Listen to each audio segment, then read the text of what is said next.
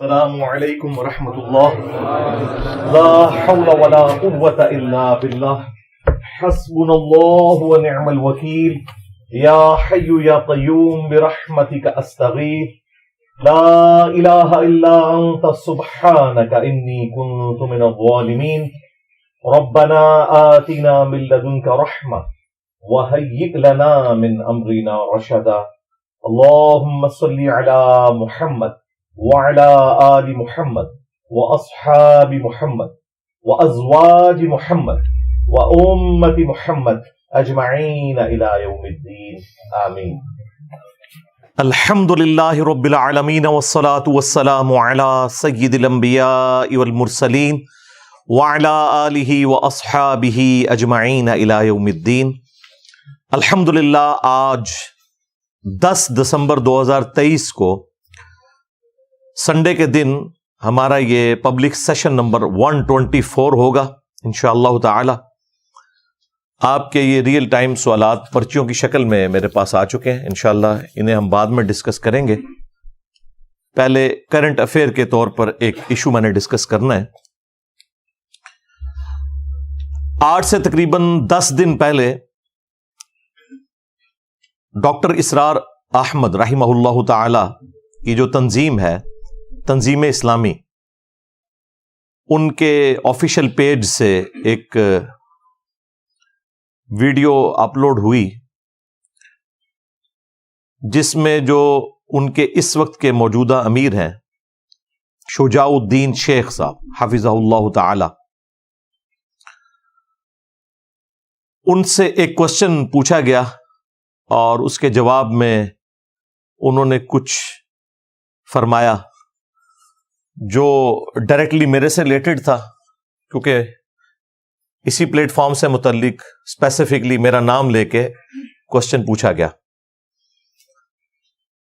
ویسے تو ان کے آفیشیل چینل جو تنظیم اسلامی کا ہے اس کو آپ وزٹ کریں تو اس سے پہلے بھی اور اس کے بعد والی بھی ویڈیوز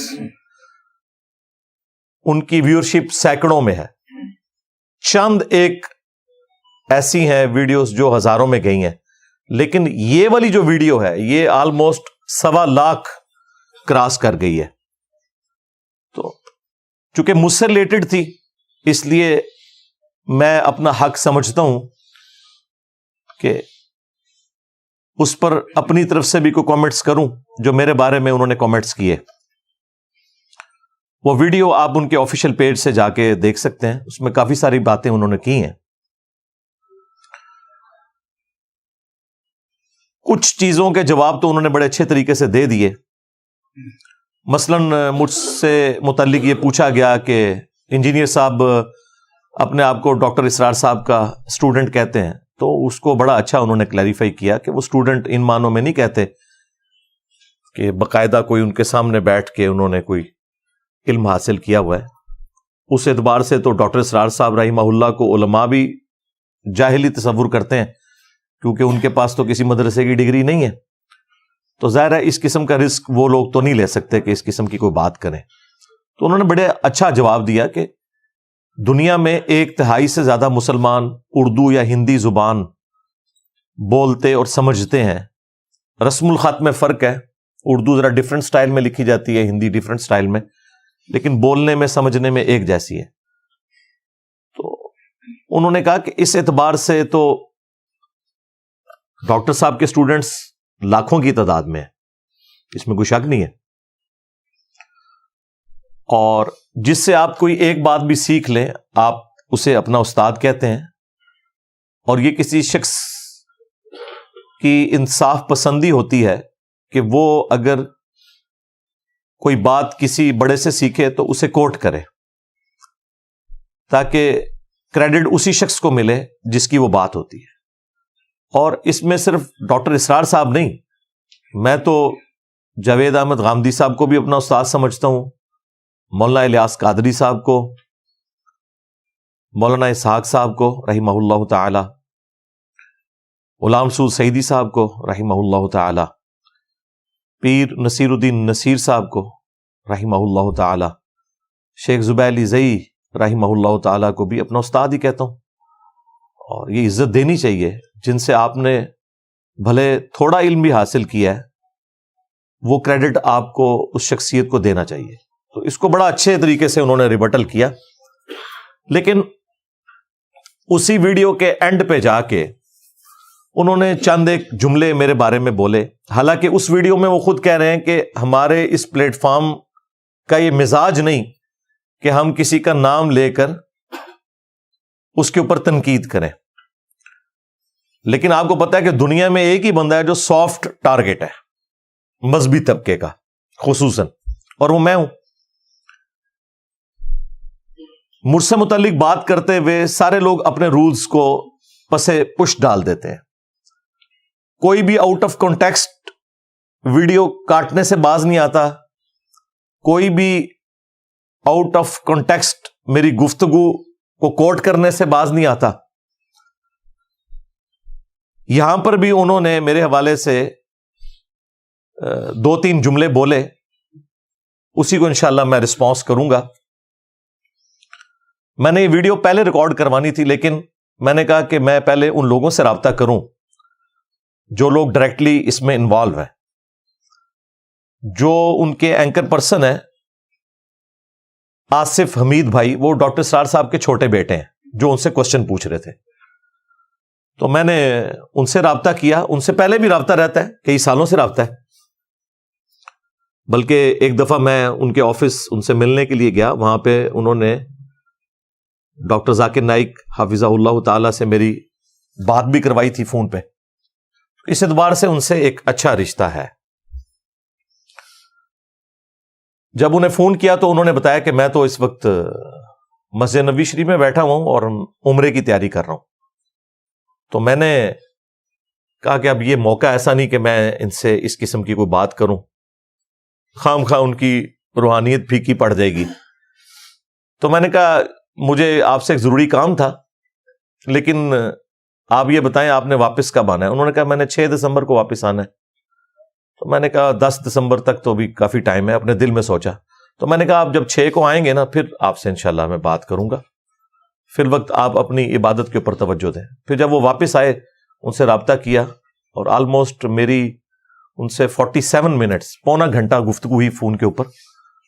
اب وہ ساری باتیں تو میں نے ادھر نہیں کرنی، ان میں سے بلکہ کوئی بھی بات کرنے کی ضرورت نہیں ہے. لیکن میں نے ایک آفیشیل طریقہ اپنایا کہ میں انہیں اعتماد میں لوں کہ میں اس کے اوپر نیکسٹ سنڈے کو اپنی ورڈکٹ دینے والا ہوں، جو جو باتیں وہاں پہ ہوئی اس حوالے سے. تو انہوں نے بھی اپنی باتیں سامنے رکھی. اس حوالے سے انشاءاللہ تعالی میں 5 علمی پوائنٹس ڈسکس کروں گا.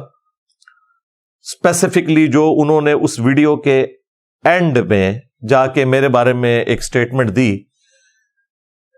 اسپیسیفکلی کہ اگر آپ ڈاکٹر اسرار صاحب سے محبت کا دم بھرتے ہیں تو ان کے اس مشن میں ان کا ساتھ دیں، خدمت قرآن کے حوالے سے اور اقامت دین کے حوالے سے. اور پلس انہوں نے ساتھ یہ بولا کہ ڈاکٹر اسرار صاحب کا یہ سٹائل نہیں ہے کہ وہ مسلکی اختلافات کو ابھاریں اور فقہی معاملات کے اوپر بحثیں چھیڑیں. یہاں تک بھی بات ہوتی تو میں ہضم کر لیتا. اس کے بعد انہوں نے ایک بڑا سخت جملہ بولا کہ بازاری انداز کے اندر دوسروں کے بزرگوں سے متعلق گفتگو کرنا. البتہ سننے والوں کو دیکھ لینا چاہیے کہ ڈاکٹر اسرار صاحب کی پوری زندگی کس کام میں لگی. کیا معاذ اللہ وہ اسلاف پر بحثیں کرنے میں لگی؟ کیا وہ مسلکی اختلاف پر بحثوں کو چھیڑنے میں لگی؟ کیا وہ افراد اور شخصیات کے اوپر بازاری قسم کے انداز سے کلام کرنا؟ استغفر اللہ، قطعاً نہیں. کیا وہ افراد اور شخصیات کے اوپر بازاری قسم کے انداز سے کلام کرنا؟ استغفر اللہ، قطعاً نہیں. یہ جملہ ایسا ہے جس نے مجھے مجبور کیا کہ میں تنظیم اسلامی، ان کے امیر صاحب اور ان سے محبت کرنے والوں کو تصویر کا دوسرا رخ دکھاؤں کہ تنظیم اسلامی نے جس فرقہ دیوبندیہ کی کوک سے جنم لیا ہے، اس فرقہ دیوبندیہ کی اپنی اخلاقیات کیا ہیں، ان کے بزرگوں کی اخلاقیات کیا ہیں. ان لوگوں کے بارے میں تو آپ ایک جملہ بولنے کے لیے تیار نہ ہو اور اللہ کے فضل سے مجھے سمجھانے کے لیے پوری دنیا میدان عمل میں اتری ہے. بڑی اچھی بات ہے. آپ لوگ مجھے سمجھاتے ہیں تو پھر میں آپ کو کہتا ہوں کہ رکو ذرا، صبر کرو، ہمارا مقدمہ بھی سن لو. تو یہ اگر آپ لوگ مجھے فل ٹاس نہ دیں تو مجھے تو کبھی موقع نہ ملے. لیکن میں کوشش کروں گا کہ احترام کے دائرے کے اندر، چونکہ اب اس وقت ہمارے مخاطبین وہ لوگ ہیں جو واقعی اپنے بھول پن کے اندر ہماری اصلاح کا ایک بیڑا اٹھائے ہوئے ہیں، تو پھر پازیٹیو انداز میں انہیں بتائیں گے کہ بھائی آپ کو نہیں پتا کہ معاملات کتنے گمبھیر ہیں. ایون ڈاکٹر اسرار صاحب رحمہ اللہ تعالی خود اپنے بارے میں کہتے تھے کہ میں اختلافی موضوعات کے اندر امی ہوں، میں حدیث کے نالج کے اعتبار سے امی ہوں، میں نے اپنی ساری زندگی قرآن کے اوپر لگائی ہے.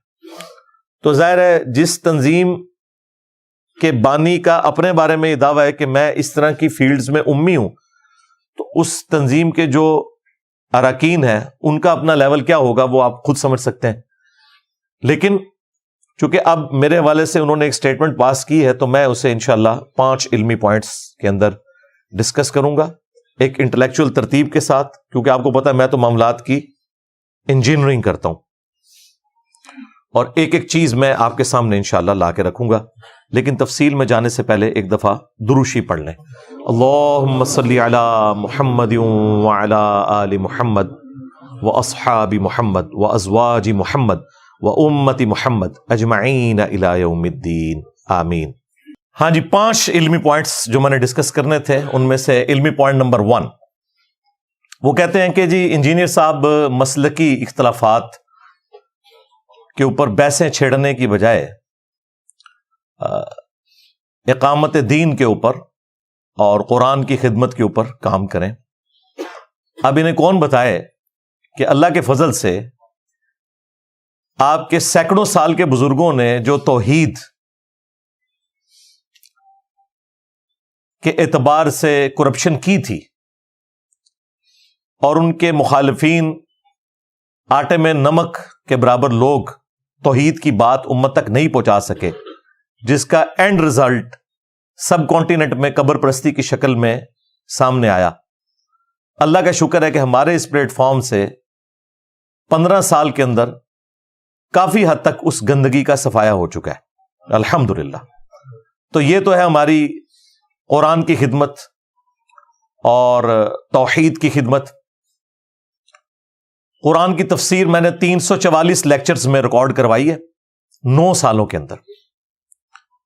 آپ پرانے بزرگوں کی تفسیر بھی اٹھا کے پڑھ لیں، نئے بزرگوں کی تفسیر بھی اٹھا کے پڑھ لیں، اور اس کے بعد ہمارے وہ 344 لیکچر سنیں تو آپ کو اندازہ ہوگا کہ کئی ایک چیزیں جو ان بزرگوں نے بھی ڈسکس نہیں کی تھیں، جو آج کے دور کے مسائل تھے عقائد کے اعتبار سے، میں نے الحمدللہ تفصیل کے ساتھ انہیں بیان کیا ہے. اور دوبارہ سے قرآن کلاسز کی ریکارڈنگ بھی 168 تک پہنچ چکی ہے. اختلافی موضوعات کے اعتبار سے 200 سے زیادہ لیکچرز ہیں، اور ایک کنویں کا مینڈک بن کے نہیں بلکہ میں نے سنی شیعہ کنفلکٹ سے بھی بلند ہو کے جو حق بات تھی اہل سنت کی اسے ایکسیپٹ کیا ہے، جو اہل تشیع کی تھی اسے ایکسیپٹ کیا. پھر اہل سنت کے اندر جتنے فرقے تھے، حنفی، شافعی، مالکی، حنبلی، اور آج کے دور میں بریلوی، دیوبندی، اہل حدیث، ان کے اندر جو جو خامیاں تھی وہ ہائی لائٹ کی ہیں اور جو جو خوبیاں تھی وہ بھی بتائی ہیں. یہ سب کچھ کر کے بھی تکفیر کسی کی نہیں کی. سب کو مسلمان سمجھتا ہوں، سب کے پیچھے نمازیں پڑھتا ہوں، الگ سے کوئی مسجد نہیں بنائی، کوئی چندہ بک نہیں بنائی، انہی کو چندے دیتے ہیں، انہی کے پیچھے نمازیں پڑھتے ہیں اللہ کے فضل سے. یہ ہے خدمت.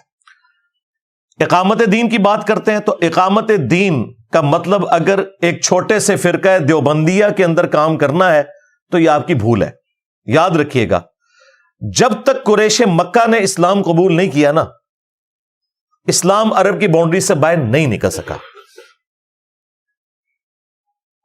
بالکل اس طریقے پہ جب تک بریلوی فرقہ آپ کی بات نہیں سنتا یا آپ ان کے اصول اور مبادی کے اوپر انہیں بات سمجھانے میں کامیاب نہیں ہوتے، دیوبندی اور اہل حدیث پوری دنیا کے اندر جتنا مرضی ادم مچا لیں، جتنی مرضی اقامت دین کی کوششیں کر لیں، آپ کی کوششیں زیرو سے ملٹیپلائی ہوں گی، جو پریکٹیکلی ہمیں نظر بھی آ رہی ہیں، کیونکہ آپ نے سب سے بڑے فرقے کو نیگلیکٹ کیا ہوا ہے. ان کے بغیر تو یہاں کچھ نہیں ہو سکتا. اور ہمارے اس پلیٹ فارم کی برکت سے الحمدللہ سب سے زیادہ حق اسی فرقے نے قبول کیا ہے جن کو آپ نے نیگلیکٹ کیا ہوا تھا. تو ایک چھوٹے سے فرقے سے اٹھنے والی تنظیم یہ سمجھتی ہے کہ ہم خلافت کے اوپر یا اقامت دین کے اوپر کام کر رہے ہیں، اور حالت یہ ہے کہ امت کی اکثریت قبروں سے مانگ رہی ہے. امت کی اکثریت اس طریقے پہ نماز پڑھ رہی ہے جو بخاری مسلم میں لکھا ہی نہیں ہوا. تو اقامت دین تو یہاں سے سٹارٹ ہوگی نا کہ قرآن کی توحید بیان ہو، اور توحید کے بعد جو سب سے اہم چیز ہے نماز، اس کا طریقہ صحیح بخاری اور صحیح مسلم سے سیکھے. تو اللہ کے فضل سے ہمارے پلیٹ فارم سے یہ والا کام ہو رہا ہے. اور جو سب سے بڑی بدعت اس امت کی، جسے سب نیگلیکٹ کرتے رہے، جتنی خلافت والی تنظیمیں ہیں، جتنا دین کے اوپر کام کرنے والی جماعتیں ہیں، فرقہ واریت کو پروموٹ انہوں نے ضرور کیا، فرقہ واریت کے خلاف علم بلند نہیں کیا. سب سے بڑی بدعت اس امت کی فرقہ واریت ہے. یہ ہو ہی نہیں سکتا کہ فرقہ واریت کو ایڈریس کیے بغیر کوئی شخص اقامت دین کرے یا خلافت کا نظام قائم کرے، کیونکہ پاکستان میں اکثریت بریلویوں کی ہے. اگر یہاں بریلویوں کی حکومت آتی ہے تو میرے بھائی خلافت کے اوپر کام کرنے والی تنظیمیں ان کے نزدیک واجب القتل ہیں، کیونکہ وہ انہیں دیوبندیوں کو اور اہل حدیث کو گستاخ رسول سمجھتے ہیں. اقامت دین پھر سٹارٹ ہی آپ سے ہوگا. ہاں، یہ ذہن میں رکھیے گا. آپ کے بزرگوں کی قبریں بھی ملیا میٹ کریں گے اور اپنا ہر نانگا بابا ڈھونڈ ڈھونڈ کے اس کے مزار بنائیں گے وہ. تو گراس روٹ لیول سے آپ نے چینج لے کے آنی ہے. لوگوں کو اس توحید سے آشنا کرنا ہے جو اللہ کے محبوب صلی اللہ علیہ وآلہ وسلم کی تعلیمات میں قرآن و سنت کے ذریعے ہم تک پہنچی ہیں. اگر آپ یہ نہیں کر سک رہے اور آپ درس قرآن کرنے کو اور اس میں بھی جو فرقوں کے اختلافات ہیں انہیں ایڈریس کیے بغیر درس قرآن کرنے کو امت کی خدمت سمجھتے ہیں، تو ایک خاص چھوٹے سے طبقے کے لیے تو امت کی خدمت ہو سکتی ہے یہ کہ جو آلریڈی ان باتوں سے ایگری کرتے ہیں. پوری امت کی خدمت اس میں کوئی نہیں ہوگی.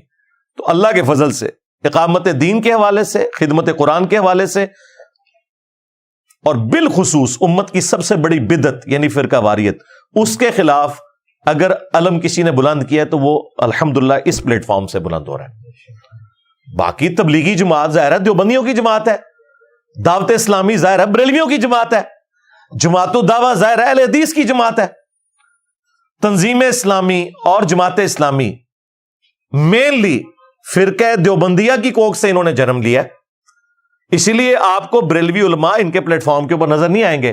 ایک دو بار غلطی کر کے مفتی منیر صاحب چلے گئے تھے، اب ذرا ان کو لا کے ممبر پہ بھی آپ بٹھائیں، کبھی بھی نہیں آئیں گے وہ. اسی لیے آپ کو ان کے سٹیجز کے اوپر یا دیوبندی نظر آئیں گے یا چاند ایک ماڈریٹ قسم کے اہل حدیث، ورنہ اہل حدیث بھی ان کو مسلمان بھی کوئی نہیں سمجھتے. وہ تو وحدت الوجود کی سے ڈاکٹر اسرار کو تو مشرک سمجھتے ہیں. میں نے اللہ کے فضل سے ڈاکٹر اسرار صاحب کا دفاع کیا تھا الحمدللہ. صرف دیوبندی فرقہ پیچھے بچتا ہے، اور اس میں بھی جو سخت قسم کے دیوبندی ہیں وہ بھی ان کو ایکسیپٹ نہیں کرتے. تو ایک چھوٹے سے فرقہ دیوبندیہ کا بھی چھوٹا سا حصہ، اس کی ریپرزینٹیٹو جماعت یہ کیسے کہہ سکتی ہے کہ ہم خلافت کے اوپر کام کر رہے ہیں؟ آپ یہ کہ خلافت دیوبندیہ کے اوپر کام کر رہے ہیں. سیدھی سی بات ہے، اس میں کوئی ڈھکی چھپی بات نہیں ہے. لیکن یہ حقائق ہے، اس کو بیان کرنے کے لیے جرأت چاہیے اور سننے کے لیے بھی جرأت چاہیے. تو اللہ کا شکر ہے یہ جو امیر تنظیم نے مشورہ دیا الحمدللہ آلریڈی میں اسی کے اوپر گامزن ہوں.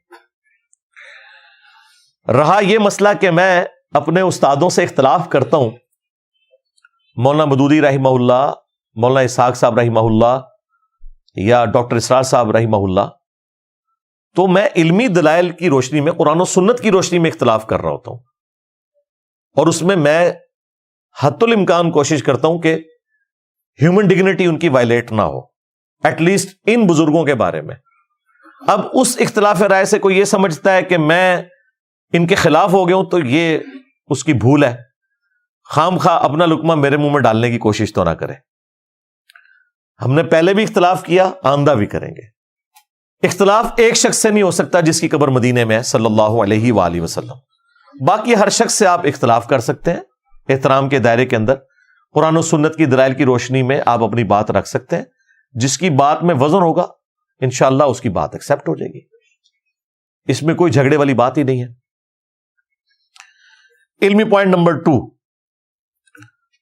جہاں تک علماء سو کا تعلق ہے، یعنی وہ علماء جو شیطان کے ہتھے چڑھ جاتے ہیں، یعنی کہ فرقہ دیوبندیہ کے نزدیک بریلوی اور اہل حدیث علماء، یعنی کہ فرقہ بریلویہ کے نزدیک دیوبندی اور اہل حدیث علماء، یعنی کہ اہل حدیث علماء کے نزدیک دیوبندی اور بریلوی علماء، اور شیعہ کے نزدیک یہ اور شیعہ ان کے نزدیک. ظاہر ہے علماء سو کی ڈیفینیشن تو یہی ہے نا کہ آپ اپنے والوں کو علماء حق کہیں گے، مخالفین کو علماء سو کہیں گے. اور اس میں جو ڈاکٹر اسرار صاحب جیسے ماڈریٹ لوگ ہیں، ان کی بھی کبھی جرت نہیں ہوئی کہ احمد بریلوی کو وہ اعلی حضرت بریلوی رحمہ اللہ کہہ سکیں. نہیں، احمد بریلوی مرحوم کہتے ہیں، لیکن وہی ڈاکٹر اسرار صاحب آپ کو اشرف علی تھانوی رحمت اللہ علیہ کہتے ہوئے سنائی دیں گے. ہزاروں ویڈیوز نکال لیں، کسی ایک جگہ مجھے کوئی دکھائے کہ انہوں نے کہا ہو اعلی حضرت فاضل بریلوی رحمت اللہ علیہ. نہیں. تو یہ حسن اتفاق تو نہیں ہے کہ اشرف علی تھانوی تو رحمت اللہ علیہ ہے اور اعلی حضرت بریلوی جو ہیں وہ احمد بریلوی صاحب ہیں یا زیادہ مرحوم ہے. تو گل وچ کوئی اور ہے. وہ گل یہ ہے کہ تنظیم اسلامی یا جماعت اسلامی اس نے دیوبندی فرقے کی کوکھ سے جنم لیا ہے. یہ کبھی بھی بریلویوں کو کوٹ نہیں کر سکتے، نہ بریلوی انہیں ہضم کریں گے. وہ تو جو ان کے بارے میں گفتگو کرتے ہیں وہ تو بیان بھی نہیں کی جا سکتی کیمرے میں. لیکن جو لوگ کہہ رہے ہیں امت لیول کا کام کرتے ہیں، ان کی بھی جرت نہیں کہ کبھی اس طرح کی بات کر جائیں.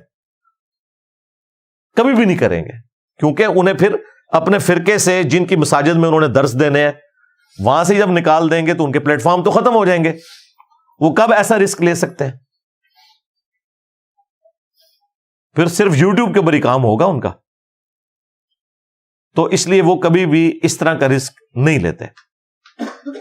تو علماء سو کے حوالے سے ڈاکٹر اسرار صاحب کا جو موقف تھا، یہ میں امیر تنظیم جو اس وقت کے ہیں ان کو مخاطب کر کے اور ان کی جماعت کے لوگوں کو یہ کہنے لگا ہوں کہ جو زبان ڈاکٹر اسرار صاحب نے علماء سو کے بارے میں استعمال کی ہے، اس کے اوپر میں الگ سے 2-3 گھنٹے ان کے ویڈیو کلپس لگا کے بھی ویڈیو ریکارڈ کروا سکتا ہوں. لیکن میں نمونے کے طور پر جو بیان القرآن انہوں نے ریکارڈ کروایا، 108 گھنٹے کے اندر قرآن کی تفسیر 1998 میں کراچی کے اندر انہوں نے ریکارڈنگ کروائی تھی رمضان شریف کے اندر. اور وہ ریکارڈنگ وہ ہے جو انہوں نے پوری ایک توجہ کے ساتھ ریکارڈ کروائی، پورے اہتمام کے ساتھ ریکارڈ کروائی، اور اس میں جگہ جگہ کٹنگز بھی موجود ہیں جہاں انہوں نے سخت جملے بولے. اور میرے پاس وہ ویڈیوز بھی ہیں جو بغیر کٹنگ والی ہیں، لیکن میں وہ بددیانتی نہیں کروں گا کہ میں اسے اپلوڈ کروں. وہ شروع میں انہوں نے غلطی سے اپلوڈ کر دی. وہاں جو کچھ اہل حدیث کے بارے میں، جو کچھ بریلویوں کے بارے میں ڈاکٹر اسرار صاحب نے زبان استعمال کی ہوئی ہے نا، وہ کیمرہ سن بھی نہیں سکتا. میرے پاس وہ والی ریکارڈنگ بھی پڑی ہوئی ہے. لیکن یہ بددیانتی ہوگی کہ جس ریکارڈنگ کو انہوں نے خود ہٹا دیا میں اسے جان بوجھ کے یہاں پہ دکھاؤں. جو ان کی آفیشیل ریکارڈنگ کٹنگ والی ہے نا، جو اس وقت دنیا میں چل رہی ہے ڈی وی ڈیز کی فارم میں، بلکہ میں نے تو ڈی وی ڈیز کا سیٹ جو لیا تھا اس پہ ڈاکٹر اسرار صاحب سے میں نے سگنیچر کروائے تھے. ڈاکٹر صاحب واکنٹ آئے ہوئے تھے ڈاکٹر فرحت ہاشمی کی دعوت کے اوپر، تو وہاں سے میں نے وہ ڈی وی ڈیز خریدی تھی. تو میرے پاس آج بھی موجود ہے، انہوں نے اپنے سگنیچر کر کے مجھے دیے تھے. بعد میں تو خیر میری تفصیلی ملاقات بھی ان سے ہے 13 جون 2008 کو، بلکہ یہ 13 جون 2008 والی ملاقات پہلے ہے اور واکنٹ والا ان کا ٹرپ بعد کا ہے. اس کی الگ سے ویڈیو ریکارڈ ہے، اس میں جتنی گفتگو ہوئی تھی وہ آپ دیکھ سکتے ہیں. 1 ملین سے زیادہ لوگ اس ویڈیو کو دیکھ چکے ہیں. تو جو اس وقت اسٹیبلشڈ بیان القرآن موجود ہے اس کے اندر ڈاکٹر اسرار صاحب نے جو جملے علماء سو کے بارے میں بولے ہیں میں وہ آپ کو نہ صرف کوٹ کروں گا بلکہ اس کے ویڈیو کلپس بھی بیچ میں ڈالوں گا. کوئی یہ بھی کہہ سکتا ہے کہ انجینئر صاحب اپنی طرف سے ڈاکٹر اسرار صاحب کے بارے میں بات کر رہے ہیں. بعض بیچارے جو نوخیز لڑکے نئے نئے تنظیم کے ساتھ جڑتے ہیں تو وہ سمجھتے ہیں کہ ہم ڈاکٹر صاحب کے اوپر جھوٹ باندھ رہے ہیں. تو ان کی تسلی کے لیے بھئی آپ کو ڈاکٹر صاحب سے اٹیچ ہوئے کتنا عرصہ ہوا ہے, اور مجھے ویڈیوز ان کی دیکھتے ہوئے 15 سال سے زیادہ ہو چکا ہے. مجھے تو بیان القرآن میں جہاں جہاں انہوں نے قرآن حکیم کی تلاوت کے دوران غلطیاں کی ہیں وہ جگہ بھی پتہ ہے, لیکن میں نے کبھی کو کلپ اس کا کاٹ کے اپلوڈ نہیں کیا. غلطی لگ سکتی ہے, چھوڑ دیں. ابھی دیوبندیوں کے منہ کے اوپر اتنی بڑی کالک ملی گئی ہے. فلسطین کانفرنس کے اندر پلانٹ ارتھ پہ جو دیوبند کے سب سے بڑے مفتی ہیں, جن کو یہ مفتی اعظم پاکستان بھی کہتے ہیں, شیخ الاسلام کہتے ہیں, مفتی تقی عثمانی صاحب حافظہ اللہ تعالی. اور یہ میں ان کے اوپر ٹونٹ نہیں کر رہا, بشری تقاضا کسی سے بھی ہو سکتا ہے. میں ان کے ماننے والوں کے اوپر ٹونٹ کر رہا ہوں جو اس بنیاد کے اوپر کسی کے بارے میں کہہ دیتے ہیں جی قرآن پڑھنا نہیں آتا. انہوں نے قرآن کی ایک آیت جو مشہور زمانہ آیت تھی, سورہ توبہ کی آیت نمبر 24, اس میں کم از کم 4 جگہ پہ غلطی کی ہے ایک آیت کے اندر. لکمے دے کے بھی ان کی غلطی درست نہیں ہوئی پیچھے سے, پھر اینڈ پہ انہوں نے صرف ترجمے بیان کر دیا. اب ہم کیا ان کا مذاق اڑانا شروع کرتے ہیں؟ نہیں, غلطی لگ سکتی ہے. ابھی تو میں غلطی بتا رہا ہوں جو آیات کے اندر ہے. جو تجوید کی غلطیاں ہیں وہ تو ظاہر ہے یہ لوگ قاری نہیں ہیں, نہ مفتی تقی عثمانی صاحب قاری ہیں, نہ مفتی منیب صاحب قاری ہیں. میں اس طرح کی غلطیاں بھی نکال سکتا ہوں کیونکہ میں نے تو میٹرک لیول سے قرات سیکھی ہوئی ہے الحمدللہ. باقی کہیں پڑھنے میں کوئی کسی سے مس ہینڈلنگ ہو جانا, یہ نہیں ہوتا کہ اسے قرآن نہیں پڑھنا آتا. تقی عثمانی صاحب کو پھر ہم کیا اس طرح کی بات کریں گے؟ تو اس طرح کی مس ہینڈلنگ, لیکن میں نے کبھی وہ چیزیں اس طریقے سے ویڈیو میں نہیں دکھائی. تو ڈاکٹر اسرار صاحب نے جو 5 جملے علماء سو کے بارے میں بولے ہیں نا, میں وہ ایک ایک جملہ آپ کو سناتا ہوں اور ویڈیو کلپس بھی لگاؤں گا. پھر آپ نے فیصلہ کرنا ہے کہ جو لوگ ہمیں مشورہ دیتے ہیں کہ انجینئر صاحب جو ہے بازاری لینگویج استعمال کرتے ہیں, تو کیا یہی توپوں کا رخ آپ اپنے امیر کی طرف بھی کریں گے جو بانی تنظیم ہے؟ میں تو نہیں کروں گا. میں تو کہتا ہوں بالکل ٹھیک بول رہے ہیں. ڈاکٹر اسرار صاحب جس طریقے سے گفتگو کرتے تھے, ممبر کا تقاضا ہی یہی ہے.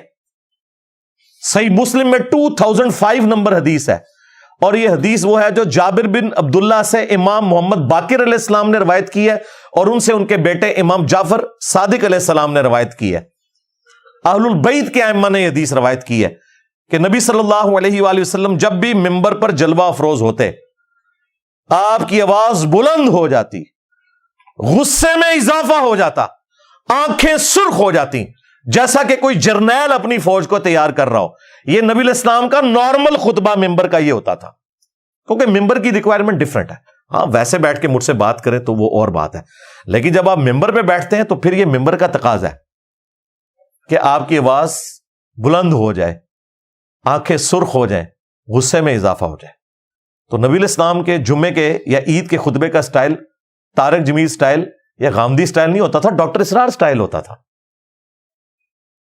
اور یہ کوئی بدتمیزی پہ مبنی سٹائل نہیں بلکہ سنت سٹائل ہے. اب آپ کو سنت سکھائی نہیں گئی, آپ کو پتہ ہی نہیں قرآن و سنت میں کیا لکھا ہوا ہے, تو آپ کو تو یہی لگنا ہے.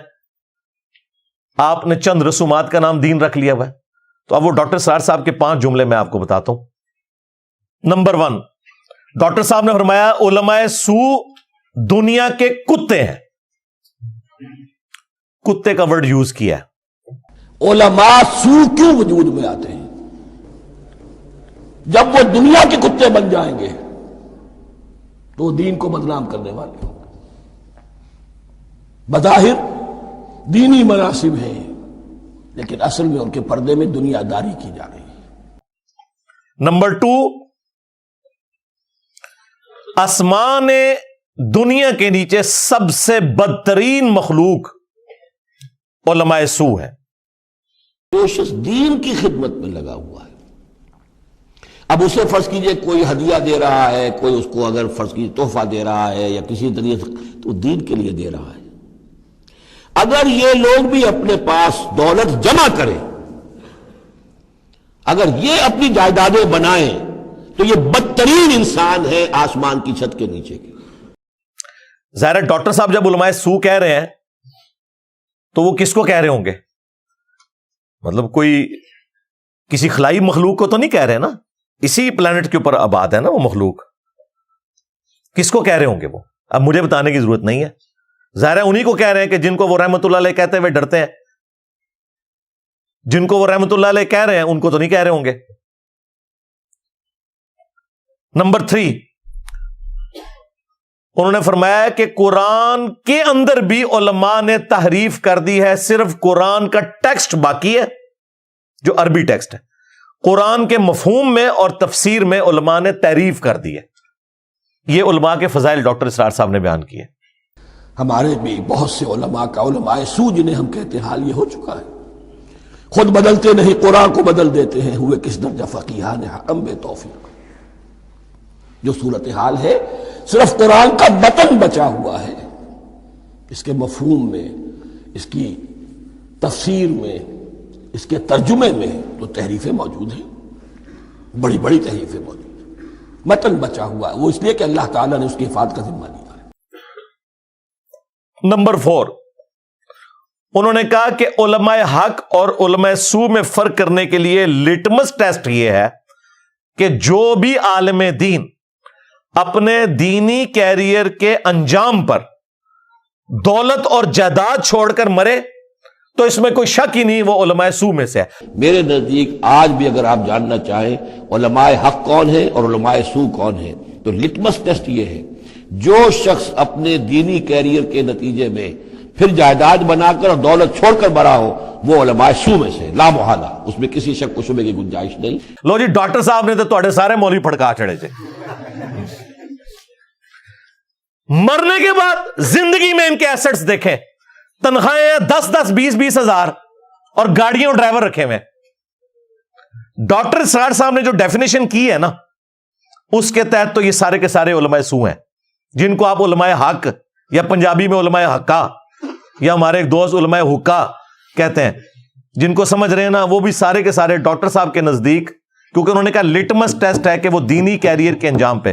تو میں کسی عالم کا نام نہیں لیتا, جس کو آپ بڑے سے بڑا عالم سمجھتے ہیں نا, ذرا بتائیں کہ ان کے پاس کون سی کمپیٹنسی ہے, انہوں نے کس کاروبار کے اندر محنت کی, کون سی ایسی نوکری کر لی کہ ان کے پاس کروڑوں اور اربوں کی جائیدادیں ہیں. سب کا سب وہ چندہ بک سے کھاتے ہیں. اور دیکھیں ادھر وہ بندہ بیٹھا ہے جو اپنی جیب سے آپ کو کھلاتا ہے. کوئی چندہ بک نہیں, کوئی مسجد نہیں, کوئی مدرسہ نہیں, چندے تمہیں دیں, نمازیں تمہارے پیچھے پڑھیں, اور پھر تم سے یہ باتیں ہم سنیں کہ انجینئر صاحب نے فرقہ لانچ کر دیا. فرقوں کا ایک گند ہے نا, جو کوئی ایک گند میرے اندر ثابت کرو. اور 5ویں نمبر پہ ڈاکٹر صاحب نے فرمایا کہ آج کی جو نوجوان نسل ہے یہ دین سے متنفر صرف اس وجہ سے ہے کہ انہوں نے علماء کا کردار دیکھ لیا ہے, اور وہ یہ سوچتے ہیں کہ وہ علماء جو قرآن و سنت پیے ہوئے ہیں, یہ جملہ ہے ان کا, کہ یہ تو قرآن و سنت پیے ہوئے ہیں اور یہ بھی دنیا کے کتے بنے ہوئے ہیں اور آپس میں اسی طریقے سے لڑتے پھرتے ہیں جس طرح دنیا دار لوگ. پھر وہ کہتے ہیں کہ اگر قرآن و سنت پینے والے لوگوں کا یہ حال ہے تو ہم بھی دین پر چلے تو اسی قسم کے مسلمان بنیں گے. یہ چیز لوگوں کو, نوجوان نسل کو دین سے متنفر کر دیتی ہے. جب اللہ تعالیٰ کسی امت کو کتاب دیتا ہے اور اس امت کے اندر جو ہے پھر وہاں کے نوجوان فرض کیجئے 3ری 4تھی 5ویں نسل میں آ کر دیکھتے ہیں کہ جو اس کتاب کے عالم ہیں, پڑھنے پڑھانے والے ہیں, آپس میں دست و گریبان ہیں, لڑ رہے ہیں, ان کی زندگیوں کو بھی ہم دیکھتے ہیں تو وہ بھی اسی طرح کے دنیا دار ہیں جیسے ہم ہیں, تو ان کا اعتماد کتاب پر سے اٹھ جاتا ہے کہ ہم نے تو یہ کتاب پڑھی نہیں, انہوں نے پڑھی ہوئی ہے, یہ تو اس کتاب کو پیے ہوئے ہیں اور پھر ان کا کردار یہ ہے. تو کیا ہے اس کتاب میں, پھر ذرا نوٹ کیجئے اس کو. وَإِنَّ الَّذِينَ أُورِثُوا الْكِتَابَ مِن بَعْدِهِمْ لَفِي شَكٍّ مِّنْهُ مُرِيبٍ. ان کے اندر شکوک و شبہات, ریب پیدا ہو جاتے ہیں. لو جی, کوئی فضیلت رہ گئی باقی علماء دی؟ تو یہ ڈاکٹر صاحب کی میں ساری ویڈیوز انشاءاللہ اٹیچ کروں گا تاکہ اگر کسی کو وہم آئے نا تو وہ نکل جائے اللہ کے فضل سے. باقی اگر مجھ سے پوچھیں تو میں ڈاکٹر صاحب کی ہر بات کے ساتھ ایگری کرتا ہوں قرآن و سنت کی روشنی میں. جو انہوں نے کتے والی بات کی, بالکل اللہ تعالیٰ نے سورۃ الاعراف کی آیت نمبر 175 اور 176 میں بلعام بن بعورہ المستدرک للحاکم میں حدیث موجود ہے, ابن مسعود رضی اللہ تعالیٰ عنہ کا قول, یہ ایک یہودی عالم تھا بلعام بن باعورہ. بلعام بن باعورہ بھی بولا جاتا ہے, بلعام بن باعورہ بھی, یہ دونوں پروننسیشنز چل رہی ہیں. اس کے بارے میں نازل ہوئی کہ علم والا تھا لیکن دنیا کی محبت میں ڈوب گیا. تو اللہ تعالیٰ نے فرمایا اس کی مثال اب کتے کی سی ہے. جیسے کتا زبان ہانپ رہا ہوتا ہے, خواہ اس پہ بوجھ ڈالیں یا نہ ڈالیں, اس کی زبان ہر وقت باہر رہتی ہے, رال اس کی ٹپکتی رہتی ہے. تو اللہ تعالیٰ نے علماء سو کے لیے کہا کہ کتے کی مثال ہے جو زبان ہانپ رہے. اور پھر نبی صلی اللہ علیہ وآلہ وسلم نے بھی علماء سو کے لیے کتے کی مثال بیان کی ہے. علماء سو سے مراد ڈاکٹر صاحب نے جو ڈیفینیشن کی ہے نا, تو شاید ڈاکٹر صاحب ہی بچتے ہیں. میں وہ ویڈیوز لگا دیے اسی لیے تاکہ آپ کو سمجھ آ جائے. تو یہ علماء سو کے ساتھ جو سو ہے نا, یہ برکت کے لیے لگا ہوا ہے, صرف علماء ہی سمجھیں اس کو, تھوڑے کو بہت سمجھے. تو سنن نبی داؤد میں حدیث ہے, نبی علیہ السلام نے فرمایا میری امت کے 72 فرقے جہنم میں جائیں گے, صرف ایک گروہ جو ہے نا وہ حق پہ ہوگا, الجماع, جو امت کی مین سٹریم ہے. اور میری امت میں فرقوں میں ایسی ایسی بدعتیں پیدا ہوں گی گویا کہ باولا کتا اگر کسی کو کاٹ جائے تو اس کے ایک ایک ریشے میں اس کا زہر پہنچ جاتا ہے نا, اس طرح میری امت کے فرقوں میں ایسے فرقے بھی ہوں گے ان کے ایک ایک ریشے میں وہ زہر پہنچ جائے گا.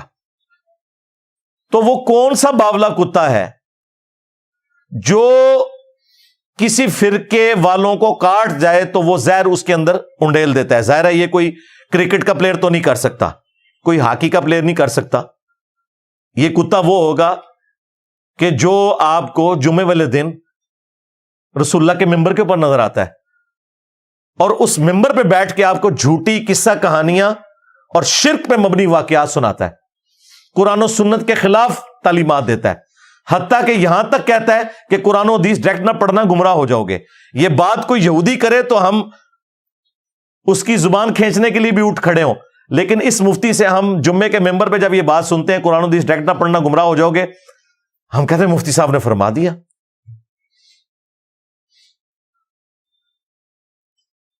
تو قرآن میں اور حدیث کے اندر کتے کی مثال ان کے لیے بیان ہوئی. پھر قرآن میں اللہ تعالیٰ نے علماء یہود کو گدھے کی مثال بیان کیا. کیوں؟ گدھے کے اوپر آپ کتابیں لاد دیں وہ اس سے استفادہ نہیں کر سکتا.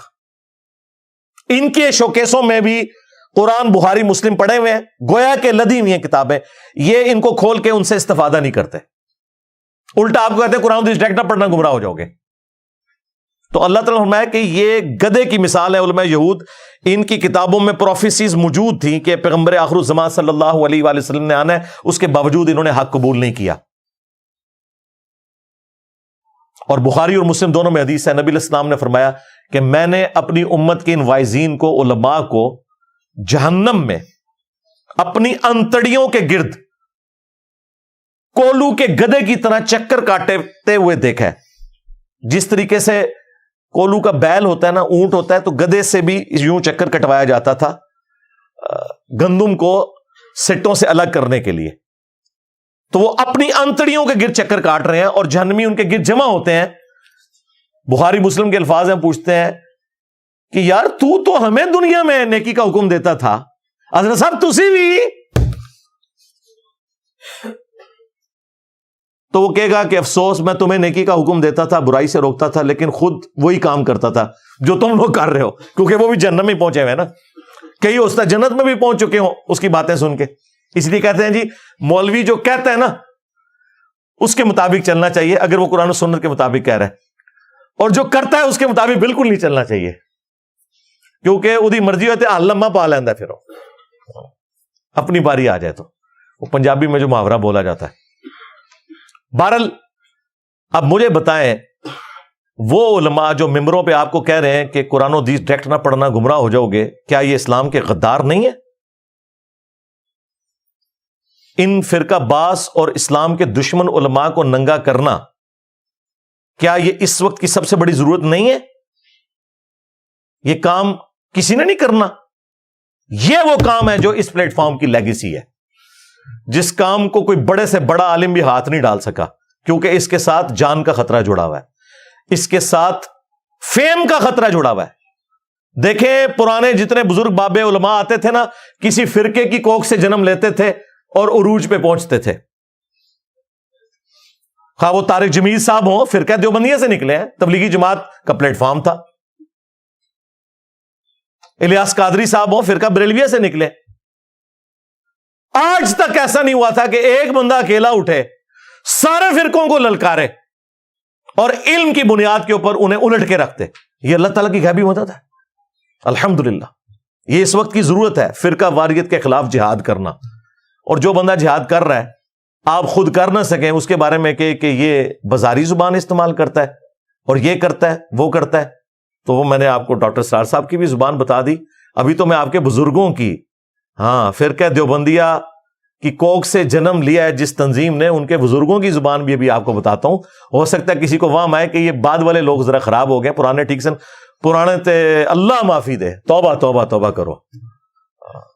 وہ تے اس تو زیادہ پیڑے سن، یہ تے میڈیا دی وجہ نال تھوڑے ہلکے ہو گئے نے، وہ بہت پاری سن۔ اچھا یہاں پہ میں ضمناً ایک بات عرض کروں، بعض لوگ سورۃ البقرہ سے وہ آیت لے کے آتے ہیں کہ قرآن میں لکھا ہوا ہے یضل بہ کثیرا ویہدی بہ کثیرا، تو قرآن پڑھ کے تو لوگ گمراہ ہوں گے۔ بھئی جس کا یہ عقیدہ ہے نا کہ قرآن لوگوں کو گمراہ کرتا ہے، وہ شخص پکا کافر ہے، اس کے کفر میں شک کرنے والا بھی کافر ہے۔ کیا قرآن لوگوں کو گمراہ کرنے والی کتاب ہے؟ نعوذ باللہ، یہ تو ھدی للناس وبینات من الہدی والفرقان، پوری انسانیت کے لیے ہدایت ہے، اور اس میں ہدایت کے روشن دلائل ہیں، اور حق اور باطل میں تمیز کرنے والی ہے، الفرقان۔ ایون صحیح بخاری میں رسول اللہ کے لیے آیا صلی اللہ علیہ وآلہ وسلم، محمد فرق بین الناس، محمد لوگوں میں حق اور باطل میں فرق ہے۔ وہ تو اللہ تعالیٰ نے ایک ٹونٹ کے طور پر بات کی ہے کہ جو لوگ کہتے تھے کہ یہ کتاب اللہ کی طرف سے ہے، لوگ ہمیں مشورے دیتے ہیں، انجینئر صاحب اتنے پڑھے لکھے ہیں، آپ پنجابی کے لفظ کیوں بولتے ہیں؟ اللہ تعالیٰ کو بھی لوگ اسی قسم کے مشورے اس زمانے میں کہتے تھے کہ اللہ اتنی بڑی ہستی، پھر قرآن میں یہ مثال کیوں آئی مکھی کی؟ سورہ حج میں اللہ تعالیٰ نے مکھی کی مثال دی، سورۃ العنکبوت میں مکڑی کی مثال دی۔ وہ کہتے ہیں اللہ اتنی بڑی ہستی ہے تو چھوٹی چھوٹی مثالیں کیوں دیتا ہے؟ تو اللہ تعالیٰ نے اس کا جواب دیا کہ اللہ تعالیٰ اس بات سے حیا محسوس نہیں کرتا کہ وہ مچھر کی مثال دے یا اس سے بھی زیادہ کوئی حقیر چیز کی۔ کیوں؟ اللہ کا مقصد تو بات کو سمجھانا ہے، اور جو لوگ بات ماننے والے ہیں، اللہ تعالیٰ نے فرمایا کہ وہ جانتے ہیں کہ یہ حق ہے ان کے رب کی طرف سے، اور جو بات نہیں ماننے والے، ٹیڑھ پن تلاش کرنے والے لوگ ہیں، وہ کہتے ہیں اس مثال سے اللہ کو کیا ملا؟ تو اس پہ اللہ تعالیٰ نے فرمایا کہ اللہ تعالیٰ اس مثال کے ذریعے بہت سے لوگوں کو ہدایت دیتا ہے۔ ہدایت کس کو دیتا ہے؟ جو بات کو مان لے، اور بہت سے لوگوں کو گمراہ کرتا ہے، یعنی جو بات نہیں مانتے وہ خود گمراہ ہوتے ہیں، تو اللہ تعالیٰ بھی پھر انہیں گمراہ ہونے دیتا ہے۔ یہ مطلب تھا۔ یہ کہاں سے مطلب نکلا ہے کہ قرآن حدیث ڈائریکٹ نہ پڑھو گمراہ ہو جاؤ گے؟ اگر اسلامی حکومت ہو، خلافت کا نظام ہو، تو ایسے علماء واجب القتل ہیں جو کہتے ہیں کہ قرآن لوگوں کو گمراہ کرتا ہے۔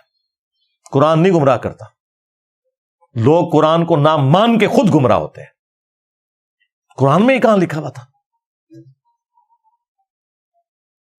بس مفتیوں کو، ان فرقہ بازوں کو پتا تھا ہمارے عقیدے قرآن و سنت کے خلاف ہیں، تو ہماری غلطیوں پہ پردہ ڈالنے کا طریقہ یہی ہے کہ یہ بات پبلک میں مشہور کر دو، بس اس لیے سارا یہ ڈرامہ بازی انہوں نے کی۔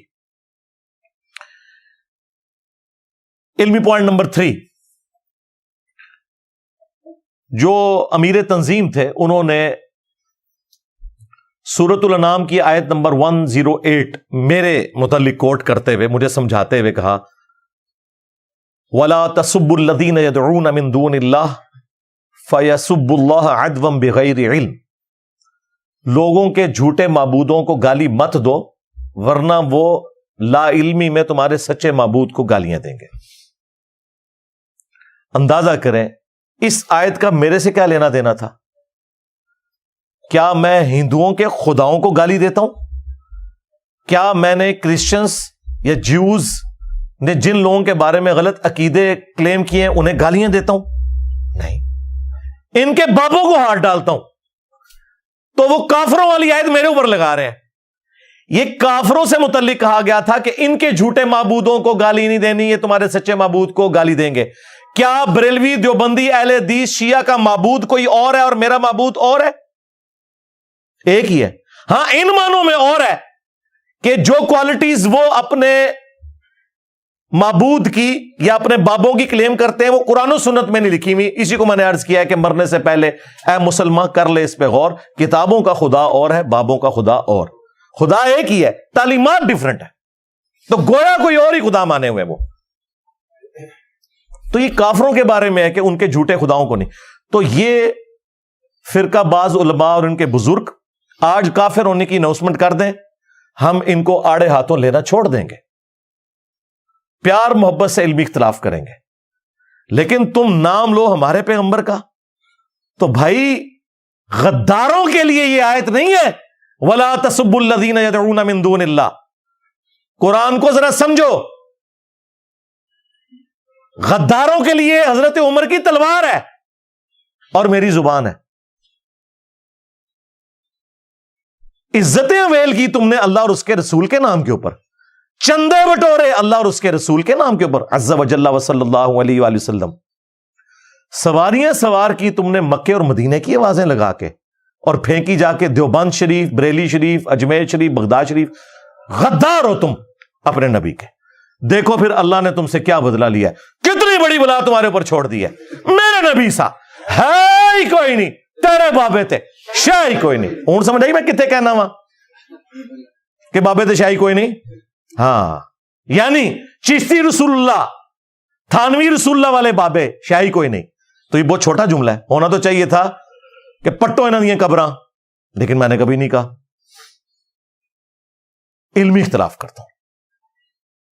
تو یہ آیت بالکل مس کوٹ کی ہے آپ نے.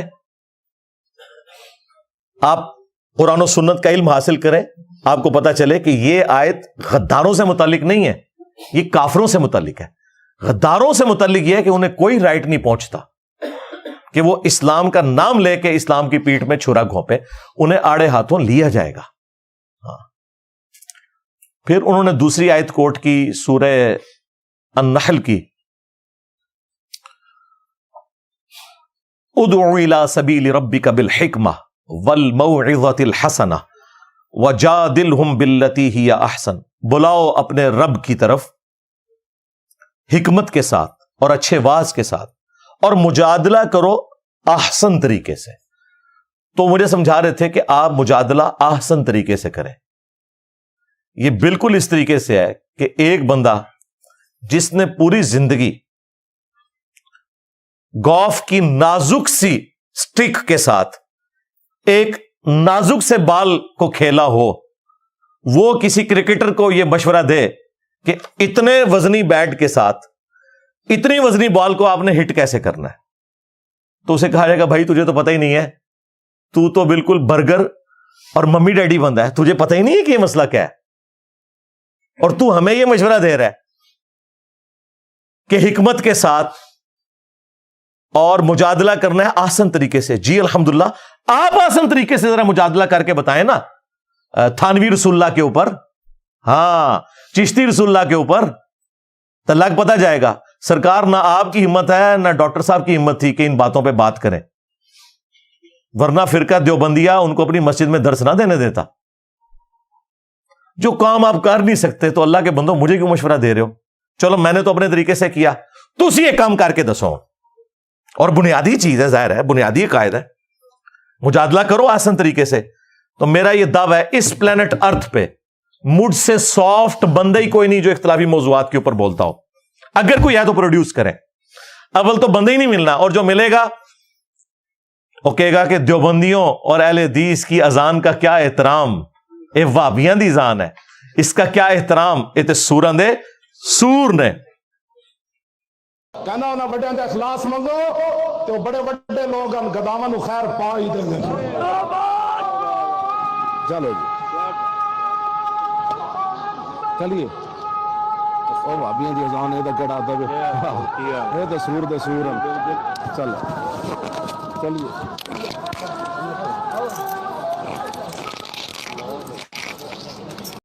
تو مجھ سے زیادہ سافٹ بندے ہی کوئی نہیں جو اختلافی موضوعات کے اوپر بولتا ہو. آپ لوگوں کی تو جرت ہی نہیں بولنے کی. چلیں آپ آسان طریقے سے ذرا تھانوی رسول اللہ اور چشتی رسول اللہ کے اوپر بول کے بتائیں. جناب لائف ونریبل ہو جائے گی, گھر سے نہیں نکل سکیں گے. مشورے دیندے نے منو آپ کرو نا سرکار, منو چھڑ دو, میں تو غلط طریقے نال کر رہا, تسی صحیح طریقے نال کرو. بس بس ہوا نکل گئی. ہاں پھر وہی ہوگا, گلنا سنو. تو اللہ کا شکر ہے میں سافٹ طریقے سے چل رہا ہوں. اور آپ جن بزرگوں کے ماننے والے ہیں, جن بزرگوں کے فرقوں کی کوکھ سے آپ کی تنظیم نے جنم لیا, ان کی زبان بھی میں آپ کو برکت کے لیے پیش کر دیتا ہوں. اس تو بعد میر صاحب نو بڑیاں گالاں پیڑیاں جے, یار کیوں چھیڑیا جے انجینئر صاحب نو, چھیڑیا تو اسی مگر ساڈے پی گیا جی. اس لیے کہ بھائی آپ کے میر صاحب اس وقت آپ کے فرنٹ مین بنے ہوئے, اور ان کی تنظیم بھی بیچاری بھولپن میں, اور وہ میر صاحب بھی میں کہتا ہوں بھولپن میں یہ سمجھ رہے تھے. تو میرا کام ہے نا ان کی اصلاح کرنا. تو میں انہیں بتاتا ہوں کہ ان کے بزرگوں کی کیا لینگویج تھی, کس طرح وہ آسان طریقے سے مجادلہ کرتے تھے. آپ مجھے ایمانداری سے بتائیں, میں اگر ان کے مجادلے کی باتیں ان کی کتابوں سے بتا دوں, اس کے بعد بھی یہ لوگ ان کے خلاف ویڈیو نہ ریکارڈ کروائیں اور اپنی توپوں کا رخ اس طرف نہ کریں, تو اس کا مطلب ہے یہ مجھے بتانے میں مخلص نہیں ہے, کسی کے فرنٹ مین بنے ہوئے. بالکل ہے کہ نہیں ایسا؟ لو جی ٹائم قیامت آ گئی بول کے جاتے, کوئی بھی نہیں بولے گا.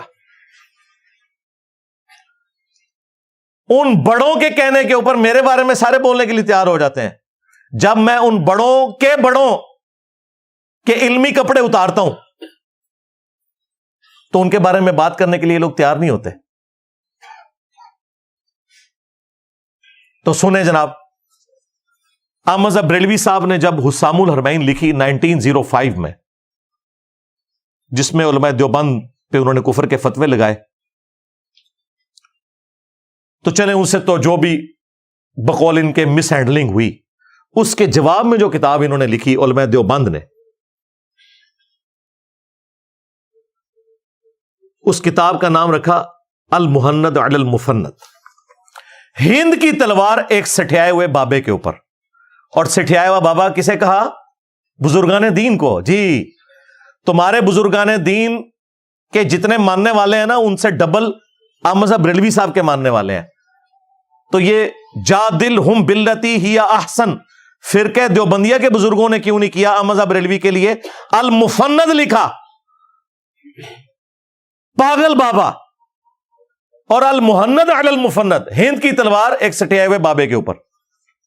اور اس میں انہوں نے کہا کہ احمد بریلوی اور ان کی جماعت ایک شیطانی لشکر ہے جو ہم پہ حملہ آور ہو گیا. جس طرح کے انبیاء پر شیاطین حملہ آور ہوتے تھے, یہ علماء دیوبند رضی اللہ عنہم پر حملہ آور ہوئے. 14ویں صدی دے مولویوں رضی اللہ عنہم. جی لو سامو,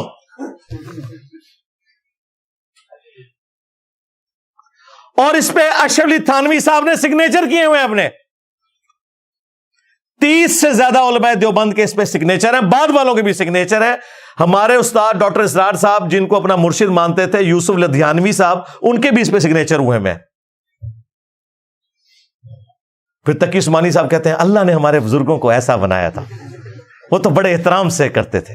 ہمارے حضرت حکیم الامت مولانا تھانوی رحمۃ اللہ علیہ کے سامنے ایک شخص نے کہا کہ جی احمد رضا بریلوی نے تو یہ بات لکھی ہے, اس طرح کہہ دیا. آپ جانتے ہیں کہ مولانا احمد رضا خان بریلوی جو ہیں, انہوں نے ہمارے اکابر کے خلاف کفر کے فتوے دیے, تو حضرت نے ڈانٹا ہوں کہ تم ایسے نام کیوں لے رہے ہو بغیر کسی تعظیمی لقب. مولوی کہتے, مولانا کہتے, مولانا احمد رضا خان بریلوی کہتے, تم نے صرف احمد رضا خان بریلوی کیوں کہا؟ یعنی گویا اس کو بھی ان کی توہین سمجھا اور ٹوکا کہ ٹھیک ہے تمہارے خلاف دوسرے مسلک کے آدمی ہیں, ہمارے اوپر فتوے بھی لگائے, لیکن ہم اپنی زبان کو گندا نہیں کریں گے, ہم اپنی زبان سے ان کی توہین نہیں کریں گے. تو اللہ تبارک و تعالیٰ نے ہمارے اکابر کو ایسا بنایا کہ اپنی زبان کو ہمیشہ دائرے میں رکھتے.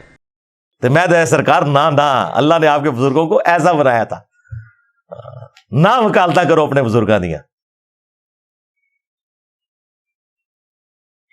شیطانی لشکر. اچھا یہ تو انہوں نے بریلویوں کے بارے میں کہا نا. اہل حدیث ویسے ہی بیچارے گیڑے چاہ گئے, کیونکہ اس وقت صوفی علماء بیٹھے ہوئے تھے. 1925 سے پہلے کی بات ہے, یہ 1906 کی بات ہے. تو احمد بریلوی نے الزام لگایا کہ یہ دیوبندی جو ہے نا یہ وہابی ہیں. تو دیوبندیوں نے اپنی وہابیت کو ختم کرنے کے لیے, ظاہر ہے وہابیوں کو پھر گالیاں نکالنی تھی, انہوں نے اس وقت کے صوفی علماء کو لکھا جواباً کہ آپ وہابیوں کی بات کر رہے ہیں, ہم تو محمد بن عبد الوہاب اور ان کی پوری جماعت کو خوارج کا ایک فرقہ سمجھتے ہیں. خارجی. آج ریالہ میں چکر دیوبندی اہل حدیث ایک ہوئے میں. اور یہ صرف المحند میں نہیں ہے, اس سے پہلے جو ابن عابدین شامی تھا نا, جو ان کا بڑا بابا تھا, جس نے در مختار پہ حاشیہ لکھا ہے, رد المختار فتاوی شامی, جس میں اس نے بکواس لکھی ہے کہ اپنے پیشاب اور خون سے سورہ فاتحہ کا تعویذ بھی لکھا جا سکتا ہے. جی ہاں, اللہ نے آپ کے بزرگوں کو ایسا بنایا تھا. یہ وہ ابن عابدین شامی, اس نے بھی محمد بن عبد الوہاب صاحب کو خوارج کی جماعت لکھی ہے. اب یہ وجادلہم باللتی ہی احسن یہ ہے.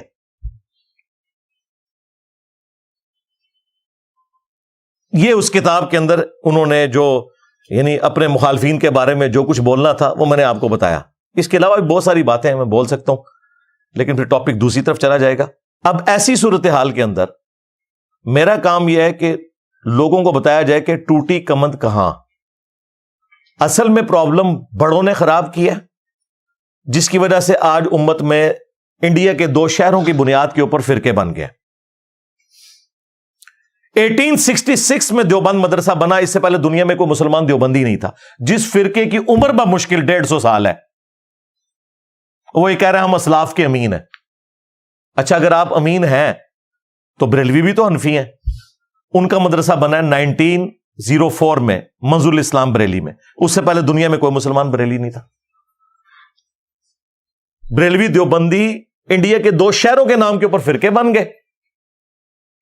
کہتے ہیں نہیں دونوں ہی حنفی ہیں. اچھا دونوں حنفی ہیں تو ایک دوسرے کو کافر کیوں سمجھتے ہیں, مسجد کیوں ادا کرتے ہیں, سر کیوں پھاڑتے ہیں ایک دوسرے کے اسلام آباد میں مسجد حاصل کرنے کے لیے؟ نہیں یہ بعد میں خراب ہوئے ہیں. جو پرانے حنفی تھے نا وہ بالکل ٹھیک تھے. توبہ پرانے اگلوں 400 سال تک 1517 سے 1917 تک سلطنت عثمانیہ نے خانہ کعبہ میں 4 مسلح ڈالے ہوئے تھے. ان کی کلٹ تصاویر بھی موجود ہیں. جب وہ سعودی حکومت نے مسلح اٹھوائے نا, بلڈنگز انہوں نے 1955 میں توڑی ہیں. اس وقت کی وہ تصویریں موجود ہیں, میں اٹیچ کر دوں گا. یہ جناب امت کی خدمت تھی. 400 سال تک ایک کعبے کو 4 فرقوں میں بانٹا ہوا تھا انہوں نے. کہتے نہیں امت کو جوڑا تھا. جوڑا یہ ہوا تھا کہ کہتے ہیں چاروں حق میں ایک دوسرے کے پیچھے نماز نہیں پڑھتے تھے. آج مجھے بتائیں کوئی گورا مسلمان اور وہ کعبہ شریف جائے تو وہ پہلے تو فیصلہ کرے گا یہ کعبے کے اندر 4 لدہ سے اسلام ہے. اللہ ایک, رسول ایک, قرآن ایک, یہ 4 امام ادھر کیا کر رہے ہیں؟ اس کا مطلب ہے گڑبڑ بعد میں ہوئی ہے. ہاں جی بعد میں ہوئی ہے. شاہ ولی اللہ دہلوی نے لکھا ہے کہ 4 صدی ہجری کے اندر تقلید, اندھی تقلید کی بدعت کا آغاز ہوا. یہ حجت اللہ البالغہ میں انہوں نے لکھا ہے. میں نے کئی دیوبندی مفتیوں کو پوچھا, ان کو بھی نہیں تھا پتا, جو کہتے ہیں ہم نے سلیکٹو پڑھی تھی حجت اللہ البالغہ. جی ہاں, شاہ ولی اللہ نے لکھا ہے سب تو وڈی بدعت امت اچ فرقہ واریت اماموں کے نام کے اوپر اندھی تقلید ہے. ان تو چھوڑے ہی کچھ نہیں. ان کا اس سے پہلے مسلمان اس کاموں میں انوالو نہیں تھے. پھر انہوں نے حنفیوں کو بھی صحیح رگڑا لگایا اس مسئلے میں. انہوں نے کہا بخاری اور مسلم کی صحت کے اوپر امت کا اتفاق ہے, ان سے بغض رکھنے والا اہل سنت سے خارج ہے. سب سے زیادہ بغض حنفی رکھتے ہیں, کیونکہ ان کی نماز کا طریقہ بخاری مسلم کے مطابق نہیں ہے. یعنی رکوع میں جاتے وقت اور رکوع سے اٹھتے وقت رفع الیدین. الٹا کوئی رفع الیدین شروع کر دے اسے کہتے ہیں انقریب قادیانی ہو جائے گا. اوے قادیانی تو تھوڑے پر آ جائے. ہاں جی, حنفی بریلوی, حنفی دیوبندی اور حنفی قادیانی. قادیانی فقہ میں حنفی ہیں, وہ بغیر رفع الیدین کے نماز پڑھتے ہیں. اور انہوں نے کیا مشہور کیا؟ جو رفلی دان شروع کرے وہ قادیانی ہو جاتا ہے. کتنا بڑا جھوٹ مشہور کیا. تو آپ لوگ ہمیں قادیانیوں کے ساتھ ملائیں تو پھر ہم تو بتائیں گے کہ قادیانی تو آپ لوگوں کے بھائی ہیں بھائی، وہ تو آپ لوگوں کے طریقے کے مطابق نماز پڑھتے ہیں. اس وقت جو ان کے مربی ہیں ان کی تو باقاعدہ ویڈیو ریکارڈ ہے کہ ہم منفی ہیں. We follow generally Imam Abu Hanifa's fatwa were very largely accepted by the Ummah, and unless we find reasons to disagree with him, we would generally follow the Fiqh Hanafiya. Investigate personally directly. The overbearing principle should be that you follow Hazrat Imam Abu Hanifa. This is the entire attitude of Jamaat Ahmadiyya. تو دیکھ لیں اللہ کے فضل سے انہوں نے جو جو ملمہ کاری کی ہوئی تھی نا جھوٹ کی، ایک ایک کر کے اترتی جا رہی ہے اللہ کے فضل سے، الحمدللہ. تو یہ فرقہ وارانہ سارے کے سارے معاملات ان کے بزرگوں نے خراب کیے. ایک بندہ اٹھ کے سرجن والا کام کر رہا ہے، اس کو یہ کہہ رہے ہیں کہ یہ چیرا کیوں لگاتا ہے؟ بھائی سرجن کا تو کام ہی چیرا لگانا ہے. ہومیوپیتھک ادویات دینے والے واعظین وہ کسی ڈاکٹر سرجن کو گلا نہیں کر سکتے. میرے پاس تو مریض ہی وہی آتا ہے کہ جس کا علاج ہی چیرے سے ہوگا. دنیا میں کوئی ہومیوپیتھک دوائی نہیں ہے کہ اگر کسی شخص کا بائی پاس ہونے والا ہے اور وہ آپ اس کو دوائی دیں. نہ ایلوپیتھک دوائی کام آتی ہے نہ ہومیوپیتھک.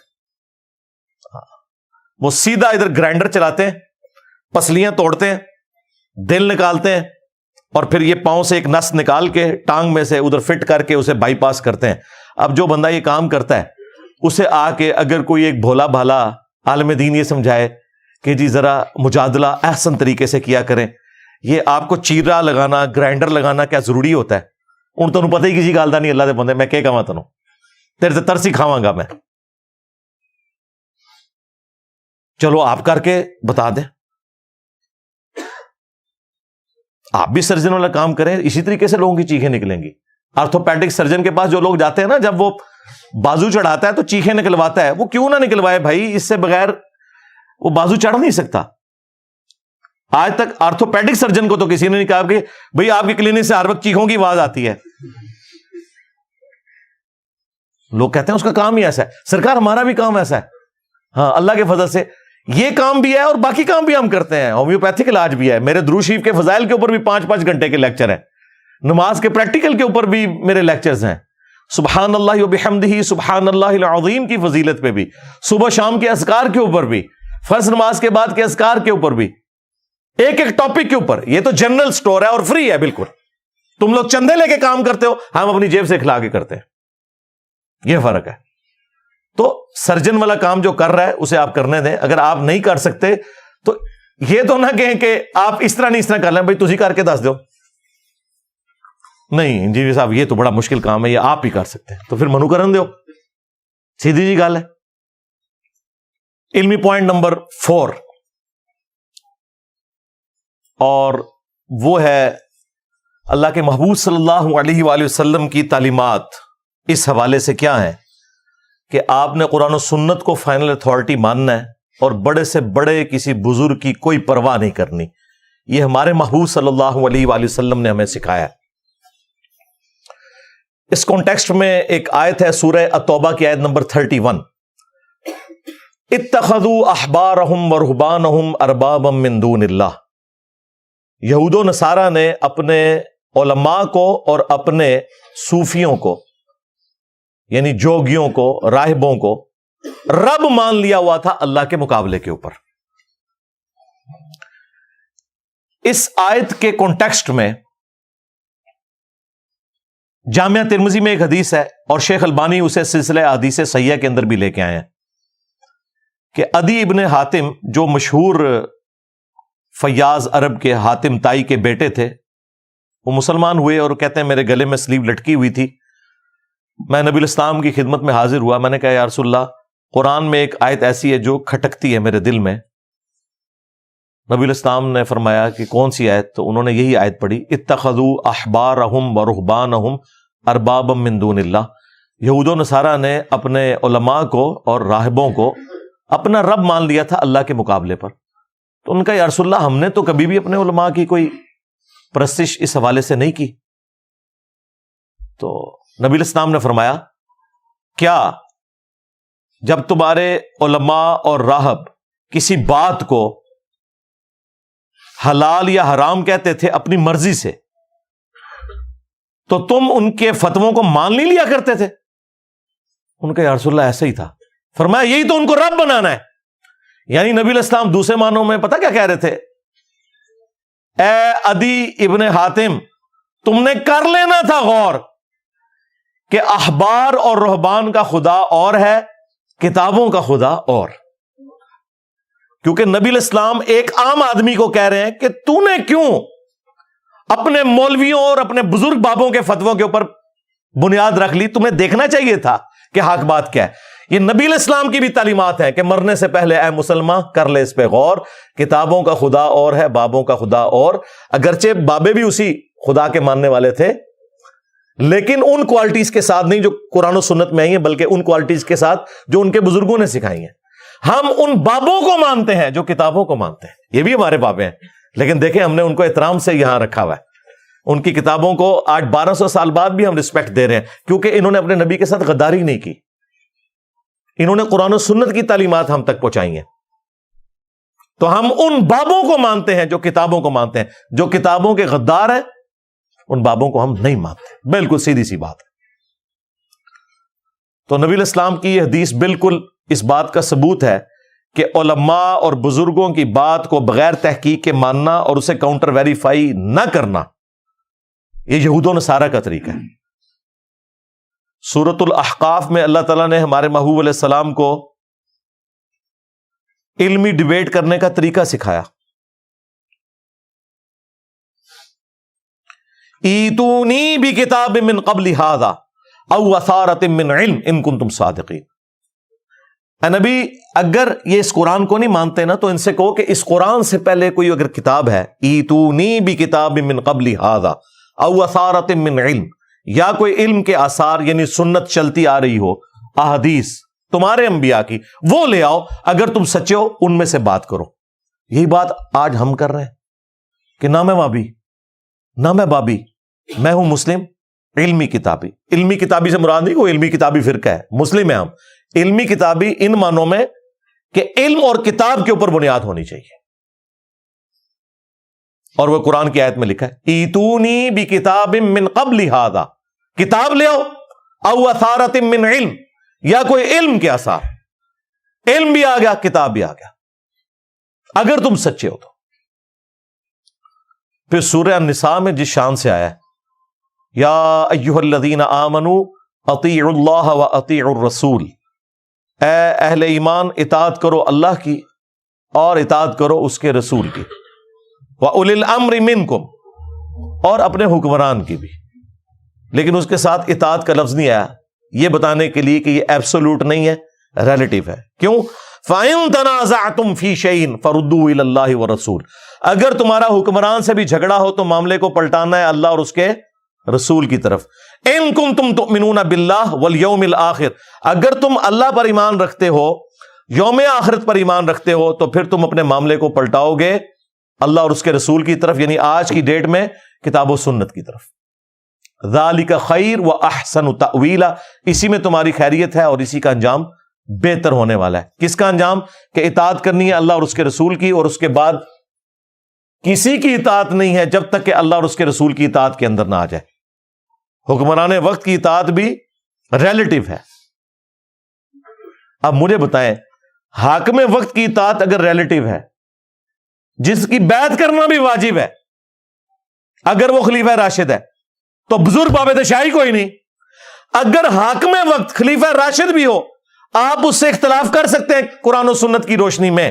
فَإِن تَنَازَعْتُمْ فِي شَيْءٍ فَرُدُّوهُ إِلَى اللَّهِ وَالرَّسُولِ، تو سارے بزرگ بابے شاہی کوئی نہیں. یہ رزلٹ نکلتا ہے کہ نہیں جی؟ قرآن و حدیث کا نچوڑ ہی ہے کہ نبی کے جیسا ہے ہی کوئی نہیں، بابے تھے شاہی کوئی نہیں. اگر بابے اللہ رسول کے مقابلے پہ آ جائے، اگر وہ ان کے ساتھی ہیں، پھر ہمارے سروں کا تاج ہے. صحیح بخاری اور صحیح مسلم دونوں کے اندر حدیث موجود ہے. نبی علیہ السلام نے فرمایا جس نے میرے بنائے ہوئے امیر کی اطاعت کی اس نے میری اطاعت کی، اور جس نے میری اطاعت کی اس نے اللہ کی اطاعت کی، اور جس نے میرے بنائے ہوئے امیر کی نافرمانی کی اس نے میری نافرمانی کی، اور جس نے میری نافرمانی کی اس نے اللہ کی نافرمانی کی۔ یہ تو قرآن میں بھی آیت ہے نا، من یطع الرسول فقد اطاع اللہ، جس نے رسول اللہ کی اطاعت کی اس نے اللہ کی اطاعت کی۔ اس سے بڑھ کر آیا ہے قل ان کنتم تحبون اللہ فاتبعونی یحببکم اللہ، اے نبی تم فرماؤ کہ اگر تم لوگ اللہ سے محبت رکھتے ہو تو پھر میری اتباع کرو، یعنی رسول اللہ کی اطاعت محبت کے ساتھ کرو، اسے کہتے ہیں اتباع۔ پھر اللہ بھی تم سے محبت کرے گا اور تمہارے گناہوں کو بھی معاف کر دے گا۔ ایک بڑی رکت انگیز حدیث ہے صحیح بخاری اور صحیح مسلم کے اندر، نبی علیہ السلام نے ایک انصاری صحابی کو ایک قافلے کے اوپر امیر مقرر کیا، کسی جگہ روانہ کیا، راستے میں اس امیر کو غصہ آیا اپنے سب آرڈینیٹس کے اوپر، تو اس نے ان کو حکم دیا کہ ایک آگ کی لکڑیوں کا بہت بڑا الاؤ جلا دو، اور جب وہ جلنے لگا تو اس نے کہا کہ دیکھو میری اطاعت رسول اللہ کی اطاعت ہے اور رسول اللہ کی اطاعت اللہ کی اطاعت ہے، میں تمہیں حکم دیتا ہوں کہ تم اس آگ میں چھلانگ لگاؤ۔ اب وہ نہ حنفی شافعی مالکی حنبلی تھے کہ اندھے بن کے گر پڑتے، مفتی صاحب نے فرما دیا ہے، بزرگوں نے فرما دیا ہے، بھئی وہ اللہ کے نبی کے تربیتی یافتہ تھے۔ انہوں نے کہا تو ہمارا امیر ضرور ہے لیکن تیری یہ بات نہیں مانیں گے، ہم آگ سے بچنے کے لیے تو رسول اللہ کے دامن کرم میں آئے تھے صلی اللہ علیہ وآلہ وسلم، تو ہمیں دوبارہ اسی آگ میں پھینک رہے، ہم یہ تیرا حکم نہیں مانیں گے، یعنی تیری تقلید نہیں کریں گے۔ آپ مجھے بتائیں انصاری صحابی جو امیر ہو نبی علیہ السلام کا بنایا ہوا اس کی اطاعت نہیں کریں گے تو تواڈے بزرگ بابے تو شاہی کوئی نہیں، تواڈے بنائے ہوئے امام تے شاہی کوئی نہیں، اس میں اماموں کا قصور نہیں ہے۔ جیزس کرائسٹ کو اگر کسی نے ڈیوینٹی میں کلیم کیا ان کا قصور نہیں ہے، ان کے نام پہ جو شرک کھڑا ہوا ہے اسے تو ہم کنڈیم کریں گے۔ واپسی پہ نبی علیہ السلام کی خدمت میں جب شکایت کی گئی، آپ نے فرمایا اگر تم اپنے امیر کا حکم مان لیتے نا تو سیدھے جہنم کی آگ میں جا کے نکلتے۔ اور پھر نبی علیہ السلام نے وہاں پر فرمایا تھا کہ مخلوق کی اطاعت صرف معروف میں ہے، منکر میں نہیں ہے۔ مخلوق کی اطاعت ان کاموں میں ہے جس میں وہ اللہ کے حکم کے مطابق چلائیں، اگر وہ اللہ کی نافرمانی کا حکم دیں تو معصیت میں مخلوق کی اطاعت نہیں ہے۔ یہ اگلا حصہ تو بڑا مشہور ہے، پورا واقعہ یوں ہے، کیونکہ اس واقعے سے یہ رزلٹ نکلنا تھا کہ اگر نبی علیہ السلام کا بنایا ہوا انصاری امیر بھی قرآن و سنت کے خلاف چلے تو اس کی بھی تقلید نہیں ہونی، تو بزرگ باب تشائی کوئی نہیں۔ ایک اور حدیث بخاری اور مسلم دونوں میں موجود ہے، سیدنا عمر فاروق رضی اللہ تعالیٰ عنہ کے دور خلافت میں آپ مسجد نبوی میں آئے تو دیکھا کہ حسان ابن ثابت نعتیہ اشعار سنا رہے ہیں حضرت ابو ہریرہ کو۔ حضرت عمر کھڑے ہو گئے، کچھ کہا نہیں ہے، رو بھی اتنا تھا، لیکن دوسری طرف حسان ابن ثابت جو شاعر تھے، شاعروں میں تو دلیری بھی کوئی نہیں ہوتی، انہوں نے کہا عمر اس طرح نہ دیکھ، تجھ سے بہتر شخص مسجد میں ہوتا تھا، میں انہیں بھی نعتیہ اشعار سناتا تھا۔ اللہ اچھا آگے حضرت عمر کی بجائے کوئی مولوی ہوتا نا تو پتہ کیا کہندا، اے تو میرے دل چیر کے ویکھ لیا، میں نے کچھ اور تکن آیا سا۔ یہ فرق دیکھا، حضرت عمر نے کوئی منافقت نہیں کی،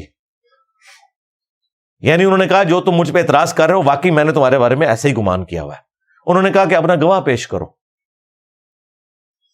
ان کا یہ حضرت ابو ہریرہ، ان کا امیر المومنین میں گواہی دیتا ہوں کہ اللہ کے نبی علیہ السلام نے حسان ابن ثابت کے لیے تو دعا فرمائی تھی، اے اللہ روح قدس کے ذریعے اس کی مدد فرما جس طرح تو نے عیسیٰ ابن مریم کی تھی، وَأَيَّدْنَاهُ بِرُوحِ الْقُدُسِ۔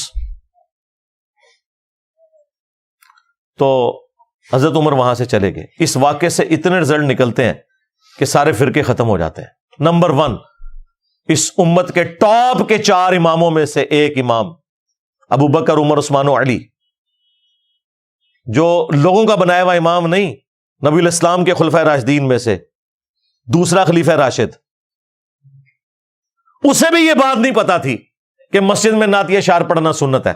تو اگر تمہارے امام سے کوئی حدیث چھپی رہ گئی ہے تو خدا دا نہ ہے، معاف کر دو سانو، امام دا جھوٹا دفاع نہ کرو، مان لو اگر حضرت عمر سے کوئی حدیث چھپی رہ سکتی ہے تو تمہارے اماموں سے بھی چھپی رہ سکتی ہے یار، اس میں کوئی حضرت عمر کا مرتبہ تو کام نہیں ہو گیا، تمہارے اماموں کا بھی مرتبہ کام نہیں ہوگا، ٹینشن نہیں لینی۔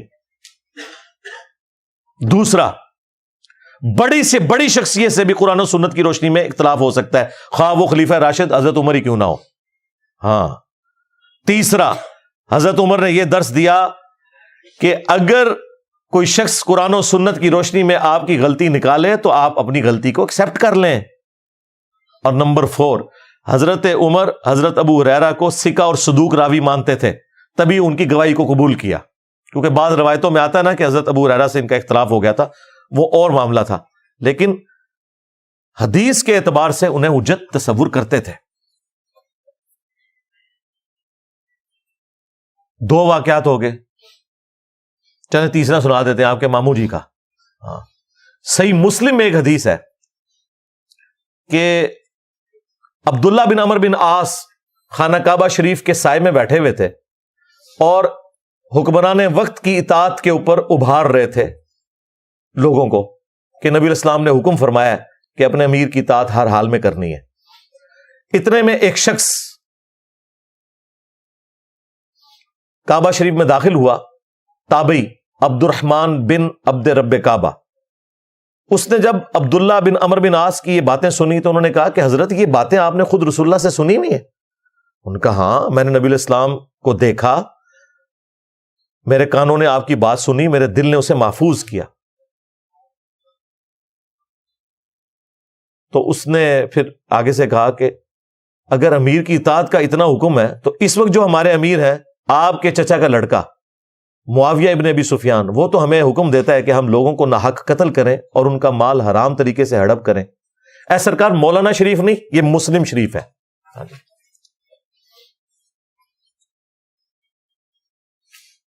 اب ہمیں بتائیں کہ ہم قرآن کے مطابق چلیں یا اپنے امیر کی اطاعت کریں؟ اب یہ بڑا بھاری جملہ تھا۔ حضرت عبداللہ بن عمر بن عاص تھوڑی دیر کے لیے تو خاموش ہو گئے، پھر سر اٹھا کے کہا کہ معاویہ کی اطاعت کرو ان کاموں میں جس میں اللہ کے مطابق چلائے، اور جن معاملات میں وہ تمہیں اللہ کی مخالفت کا کہے تم اس کی نافرمانی کرو، اور آندھا سے انجینئر کی ویڈیوز دیکھنا چھوڑ دو۔ یہ میں نے تفرن کے طور پہ بات کی ہے، امام مسلم سے میں نے حدیث نہیں داخل کروائی اور نہ اس بندے کو میں نے وہاں لانچ کیا تھا۔ تو یہ ہے مسلمانوں کا عقیدہ کہ حاکم وقت اگر قرآن و سنت کے خلاف چلائے آپ نے اس کی بات نہیں ماننی۔ اور اس تابعی نے پھر قرآن کی آیت کوٹ کی، سورہ النساء کی آیت نمبر 29، یا ایھا الذین آمنوا لا تأکلوا اموالکم بینکم بالباطل، اے ایمان والو ایک دوسرے کا مال باطل طریقے سے ہڑپ مت کرو۔ پھر آگے چل کے آتا ہے کہ ایک دوسرے کو قتل بھی نہ کرو ناحق۔ اب دیکھیں، ایک تابعی صحابی کو کہہ رہا ہے کہ قرآن میں تو یہ لکھا ہے، اور تمہارے چچا کا لڑکا معاویہ ابن ابی سفیان رضی اللہ تعالیٰ عنہ، ہم تو ظاہر احترام سے ہی نام لیں گے، وہ ہمیں یہ کہہ رہے ہیں، تو وہ بھی آگے اس اختلاف کو ایکسپٹ کر کے یہ کہہ رہے ہیں کہ تم ٹھیک کہہ رہے ہو، تم نے قرآن کے مطابق چلنا ہے، ان کے مطابق نہیں چلنا۔ اور یہاں یہ دیکھ لیں آپ، یہاں کہتے ہیں بزرگوں نے فرما دیا، جی انجینئر کو زیادہ پتہ ہے، ہمارے بزرگوں کی اتنی خدمات ہیں، وہ خدمات تو میں نے آج بتا دی آپ کو کتنی ہے۔ آخری علمی پوائنٹ نمبر 5، یہ علمی پوائنٹ نمبر 5 کے اوپر بھی میں 1 گھنٹہ اور بول سکتا ہوں، لیکن میں صرف برکت کے لیے چھوڑ رہا ہوں، جس طرح وہ ٹرمینیٹر 1 کے اینڈ کے اوپر کچھ چھوڑ دیتے ہیں، پھر ٹرمینیٹر 2 کے اینڈ کے اوپر، تاکہ وہ اگلی قسط آ جائے۔ ٹھیک ہے، تو اگلی قسط آئے گی، مجھے پتا یہ آئے گی، کوئی نہ کوئی ایسا موقع آ جائے گا۔ صرف میں فی الوقت یہ علمی پوائنٹ نمبر 5 میں وہ چیز چھوڑ رہا ہوں آپ کے لیے حوالوں کے طور پہ، ان کی انجینئرنگ نہیں کر رہا۔ اور جو امیر تنظیم ہے اس وقت، شجاع الدین شیخ صاحب حافظہ اللہ تعالی، میں ان سے ریکویسٹ کروں گا کہ آپ نے جو مجھے مشورہ دیا وَجَادِلْهُمْ بِالَّتِي هِيَ أَحْسَنُ، تو یہی مجادلہ حسن طریقے سے کرتے ہوئے آپ نے اپنے فرقہ دیوبندیہ جس سے اس جماعت نے جنم لیا، ان کی اصلاح کی کوشش کریں گے اپنے انداز میں۔ مواد میں آپ کو دے دیتا ہوں، آپ نے ان کو آسان طریقے سے بتانا ہے کہ یہ عقائد قرآن و سنت کے بالکل منافی ہیں۔ اور اس کے لیے میں کوئی تاریخ کی کتاب نہیں اٹھا رہا، کوئی ملفوظات شریف نہیں اٹھا رہا، میں دیوبند کے عقیدوں کی ٹیکسٹ بک جو ہے المحند علی المفند، ہند کی تلوار ایک سٹھیائے ہوئے بابے، ایک پاگل انسان کے اوپر، اور پاگل انسان انہوں نے اعلی حضرت بریلوی کو کہا، ہاں جی،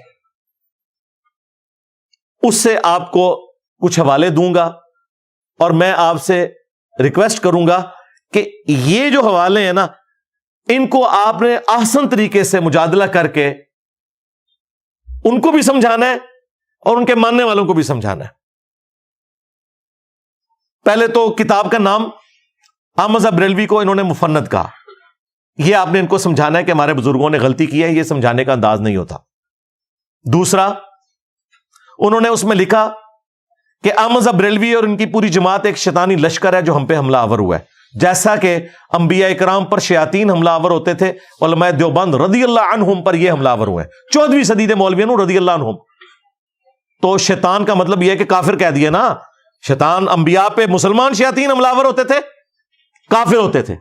اچھا, تیسرا اس میں انہوں نے کہا کہ محمد بن عبد الوہاب صاحب کی پوری جماعت جو ہے یہ وہابی فرقہ اہل حدیث, یہ خوارج کی ایک جماعت ہے, ان کو خارجی کہا. یہ آپ نے آسان طریقے سے انہیں سمجھانا ہے. چوتھی بات, اس کتاب کے اوپر آپ کے حکیم الامت اشرف علی تھانوی صاحب اور ڈاکٹر اسرار صاحب کے حکیم الامت اشرف علی تھانوی صاحب کے سگنیچر ہوئے ہیں, اور 30 علماء کے مزید سگنیچر ہیں, جس میں آپ کی جماعت کے بزرگان دین یوسف لدھیانوی صاحب بھی اور یہ لوگ بھی شامل ہیں سارے. بعد والے بھی اس میں اپنے سگنیچر وقت کے ساتھ ایڈ کر کے نا اس کو یعنی انڈورس کرتے رہتے ہیں.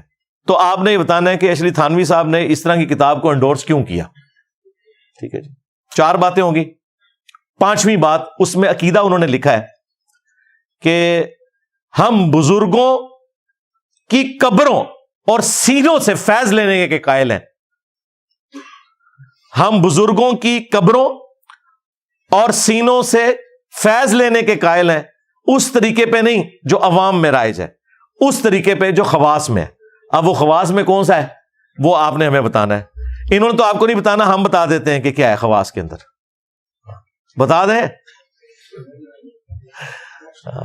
کس طریقے سے بتائیں قبروں سے. جی انہوں نے بتایا ہوا ہے, اشرف تھانوی صاحب نے خود اس کی شرح میں کتاب لکھ دی ہے ارواح ثلاثہ. اس میں انہوں نے لکھا ہے کہ قاسم نانوتوی صاحب مرنے کے 6 سال کے بعد خواب میں نہیں بیداری میں اپنی قبر سے نکلے, دیوبند کے 2 مولویوں کی صلح کرا کے دوبارہ قبر میں واپس چلے گئے, اور جس مولوی کے پاس آئے تھے سخت سردیوں کے اندر بھی لحاف کے اندر اس کا پسینہ چھوٹ گیا. ظاہر ہے مردہ نکل کے آ جائے تو ظاہر ہے بڑے بڑے بزرگان دین کا پسینہ نکل جائے گا. تو یہ قبر سے جائز طریقے سے یوں فیض ملتا ہے. ہاں بریلوی کریں تو علماء سو تو اڈے کرن پھر سو نہیں ہوئے گا. اور میں دسنا تو پھر سو کر دینے. اور سینوں سے فیض وہ بھی انہوں نے بتایا. ہاں اسی ارواح ثلاثہ میں لکھا ہے کہ مدرسہ دیوبند کے جو بانی تھے قاسم نانوتوی, ان کو رشید احمد گنگوئی نے عوامی اجتماع کے اندر اپنے ساتھ چرپائی پہ لٹایا عاشق صادق کی طرح, یہ اس میں لکھا ہوا. اور پھر ان کے یہ سینے کے بٹن کھول کے سینے پہ ہاتھ پھیرا. جو آپ سمجھ رہے ہیں وہی کچھ ہو رہا تھا. ہاں کیونکہ قاسم نانوتوی صاحب نے یہی سمجھا. ان کا میاں لوگ کیا کہیں گے, یعنی آپ یہ جو حرکتیں کر رہے ہیں لوگ کیا سوچیں گے, آپ یہ کیا کر رہے ہیں. یہ مفتی عبدالعزیز کی ویڈیو تو ابھی نکلی ہے نا, اور باقی لوگوں کی, یہ پرانوں کی میں بتا رہا ہوں. اس زمانے میں کیمرہ ہوتا تو ویڈیو بھی آپ کو دکھا دیتا. ہاں ظاہر ہے یہ جلسوں کی ویڈیوز بناتے ہیں نا, تو یہ پبلکلی ہوا ہے, کمرے میں نہیں ہوا. اور دیکھیں نقل کون کر رہا ہے, اشرف تھانوی صاحب اپنی منجی ٹھوک گئے. اور کتاب کا نام ہے حقائق اولیاء ارواح ثلاثہ, اولیاء اللہ کی یہ کرامات اور حقائقیں لکھ رہے ہیں. تو کہہ رہے ہیں میاں لوگ کیا کہیں گے. تو آگے سے گنگوئی صاحب کو پھر بھی حیا نہیں ہے, انہوں نے کہا بھائی کہنے دو لوگوں کو, ہاں جو بھی کہیں ہم نے ایسے ہی کرتے رہنا. اور اس کی اگلی قسط بھی ہے, ہاں تذکرۃ الرشید, رشید احمد گنگوئی صاحب کے حالات و واقعات جمع کیے ہیں ان کے خلیفہ نے. اس میں وہ لکھتے ہیں کہ رشید احمد گنگوئی صاحب کہتے ہیں کہ ایک رات میں نے خواب میں دیکھا کہ قاسم میاں, وہی قاسم نانوتوی صاحب جن کو انہوں نے بستر پہ لٹایا تھا نا اپنے ساتھ, اور وہ چیخیں مار رہے تھے, میاں میاں کر رہے تھے, وہ خواب میں بھی ان کا پیچھا نہیں چھوڑتے تھے. ظاہر ہے آپ دن کو جو کچھ سوچیں گے وہی کچھ خواب میں آئے گا. وہ کہتے ہیں میں نے دیکھا قاسم میاں دلہن کی شکل میں میرے خواب میں آئے ہیں. اور پھر آگے بھی جو ہے نا, ہاں وہ بھی انہوں نے اس میں ذکر کیا ہے. ہاں وہ ہم کیمرے میں دکھا دیں گے. اور پھر اس کی تعبیر انہوں نے کی کہ اس سے مراد یہ کہ وہ میرے شاگردوں کو آگے لے کے چلیں گے، یعنی یہ روحانیت کے لیے. یہ نہیں انہوں نے کہا کہ میں نے اپنی دلہن کو قاسم کی شکل میں دیکھا، نہیں، وہ کہتے ہیں قاسم نوتوی دلہن کی شکل میں میرے خواب میں آئی اور پھر وہ نفع بھی ہمیں ایک دوسرے سے پہنچائی. یہ سارا کچھ لکھا ہوا ہے اس میں. تو میں نے کہا اگر کسی کو یہ نہ پتا چلے کہ بزرگوں کی قبروں اور سینوں سے فیض کیا ہے تو میں خود ہی آپ کو اس کی تشریح کر دوں. ابھی قرآن و سنت کی روشنی میں اس کا پوسٹ مارٹم چھوڑ رہا ہوں، جو میں نے کہا میں چھوڑ دوں گا، وہ میں قرآن و سنت کی روشنی میں جو پوسٹ مارٹم ہے وہ چھوڑ رہا ہوں. فی الوقت یہ کہیں سے بھاگے نہ، میں آپ کو وہ ساتھ بتا رہا ہوں. یہ 5 باتیں ہو گئی. چھٹی بات، المہند علی المفند میں انہوں نے لکھا کہ رسول اللہ کی قبر مبارک اللہ تعالیٰ کے عرش، کعبہ اور کرسی سے بھی افضل ہے. عرش سے افضل رسول اللہ کی قبر مبارک کو انہوں نے ڈکلیئر کیا. کسی آیت اور حدیث کا حوالہ نہیں دیا، کوئی دلیل پیش نہیں کی، صرف ایک جو اپنے بزرگوں کی قبروں کے ساتھ لوگوں کو جوڑنے کے لیے نبی الاسلام کی قبر مبارک کے بارے میں ایک جھوٹا عقیدہ بیان کیا. اس کا میں پوسٹ مارٹم قرآن و سنت کی روشنی میں آلریڈی کئی دفعہ کر چکا ہوں. آپ نے یہ بتانا ہے یہ عقیدہ نکالا کہاں سے ہے. تو آپ کو یہ کہیں گے کہ اصل میں نا انسان کی جو قبر کی مٹی ہے اسی سے اس کا خمیر اٹھایا جاتا ہے. تو بیسیکلی نبی الاسلام قبر مبارک میں جس جگہ آرام کر رہے ہیں نا، تو وہ مٹی آپ کے جسم کا حصہ ہے، اور رسول اللہ جو ہیں وہ اشرف المخلوقات ہیں، اس لیے عرش بھی ایک مخلوق ہے، تو نبی الاسلام عرش سے افضل ہے.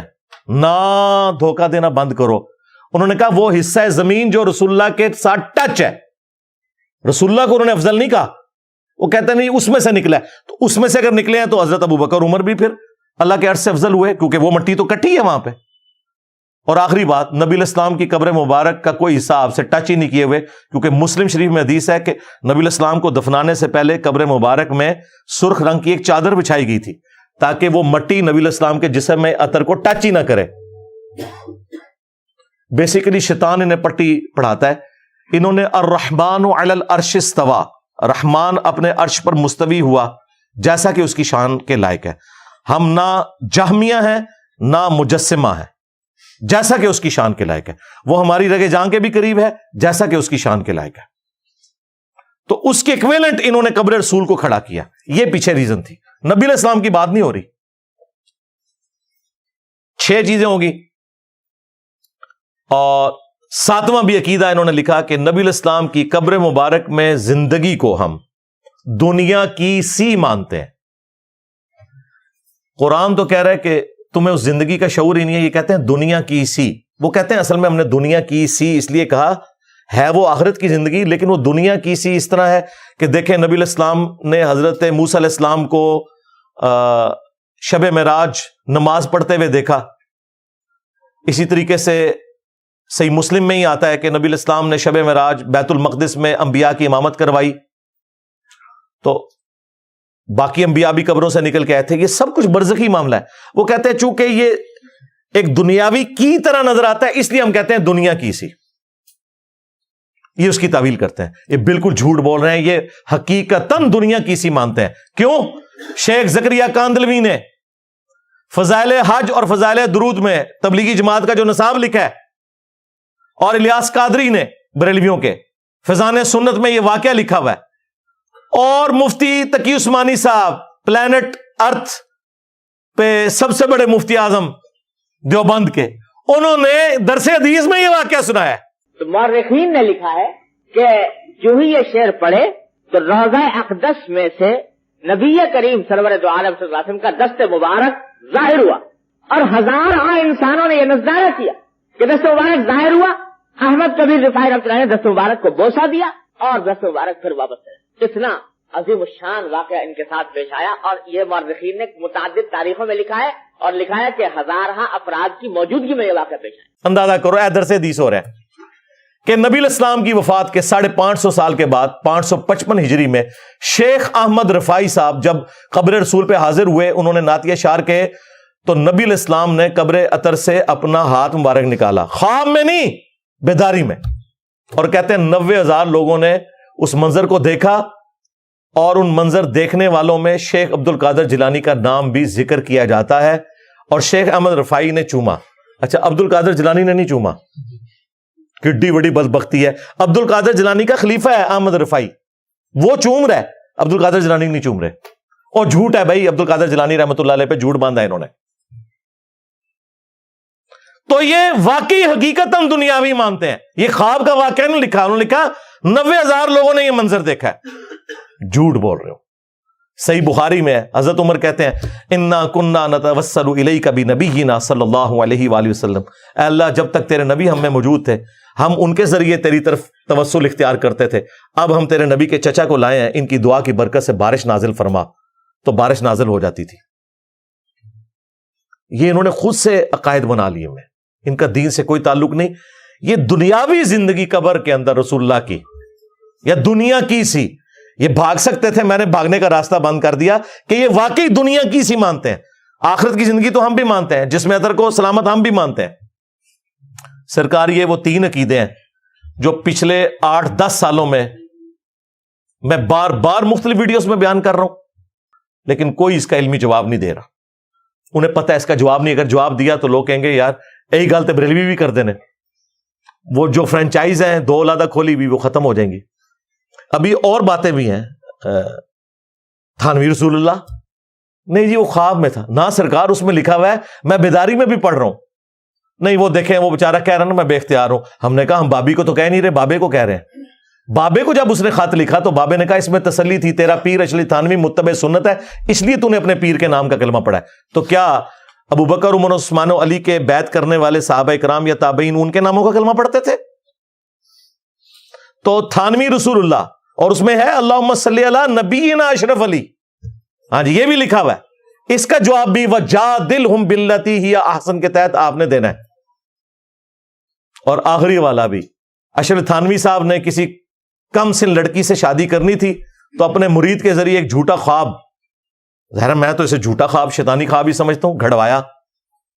اور دیکھیں بیوقوف کتنے اپنے رسالوں میں چھاپتے رہے، عالم داد رسالے میں یہ تھانوی رسول اللہ بھی خود چھاپا ہے، یہ نہ سمجھے کہ میں نے کوئی گن پوائنٹ پہ کہ میں تھوڑی بےزتی کرنی ہے تو تسی چھاپو، بھائی میں نے تو والد صاحب کی بھی پیدائش سے پہلے کا یہ رسالہ چھپتا ہے، 100 سال ہو چکے ہیں۔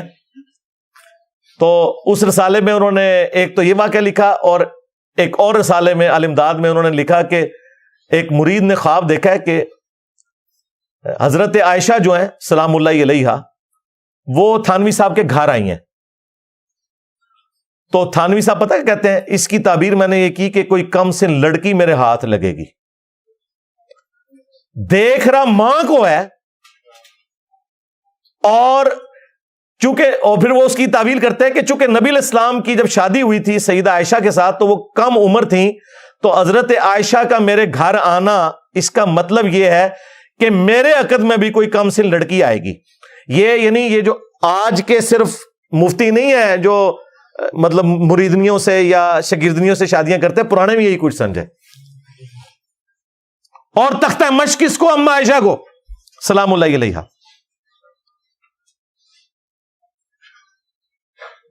اور باتیں ہمیں کرتے ہیں، کیا یہ گستاخی نہیں ہے؟ یہ شیطانی خواب نہیں ہے، جھوٹا خواب؟ دیکھ رہے ماں کو، النبی اولا بالمؤمنین من انفسہم وازواجہ امہاتہم، نبی مومنین کی جانوں سے بڑھ کر ان پر حق رکھتے ہیں، نبی کی بیویاں امت کی مائیں ہیں، اور کام اپنے سیدھے کر رہے ہو۔ تو دیکھو پھر اللہ نے کتنی بڑی بلا تمہارے اوپر چھوڑ دی ہے۔ ہاں میرے نبی سا ہے ہی کوئی نہیں، تیرے بابے تھے شاہ ہی کوئی نہیں۔ صلو علی محمد وآل محمد، اللہم صلی علی محمد وعلی آل محمد واصحاب محمد وازواج محمد وامت محمد اجمعین الی یوم الدین، آمین۔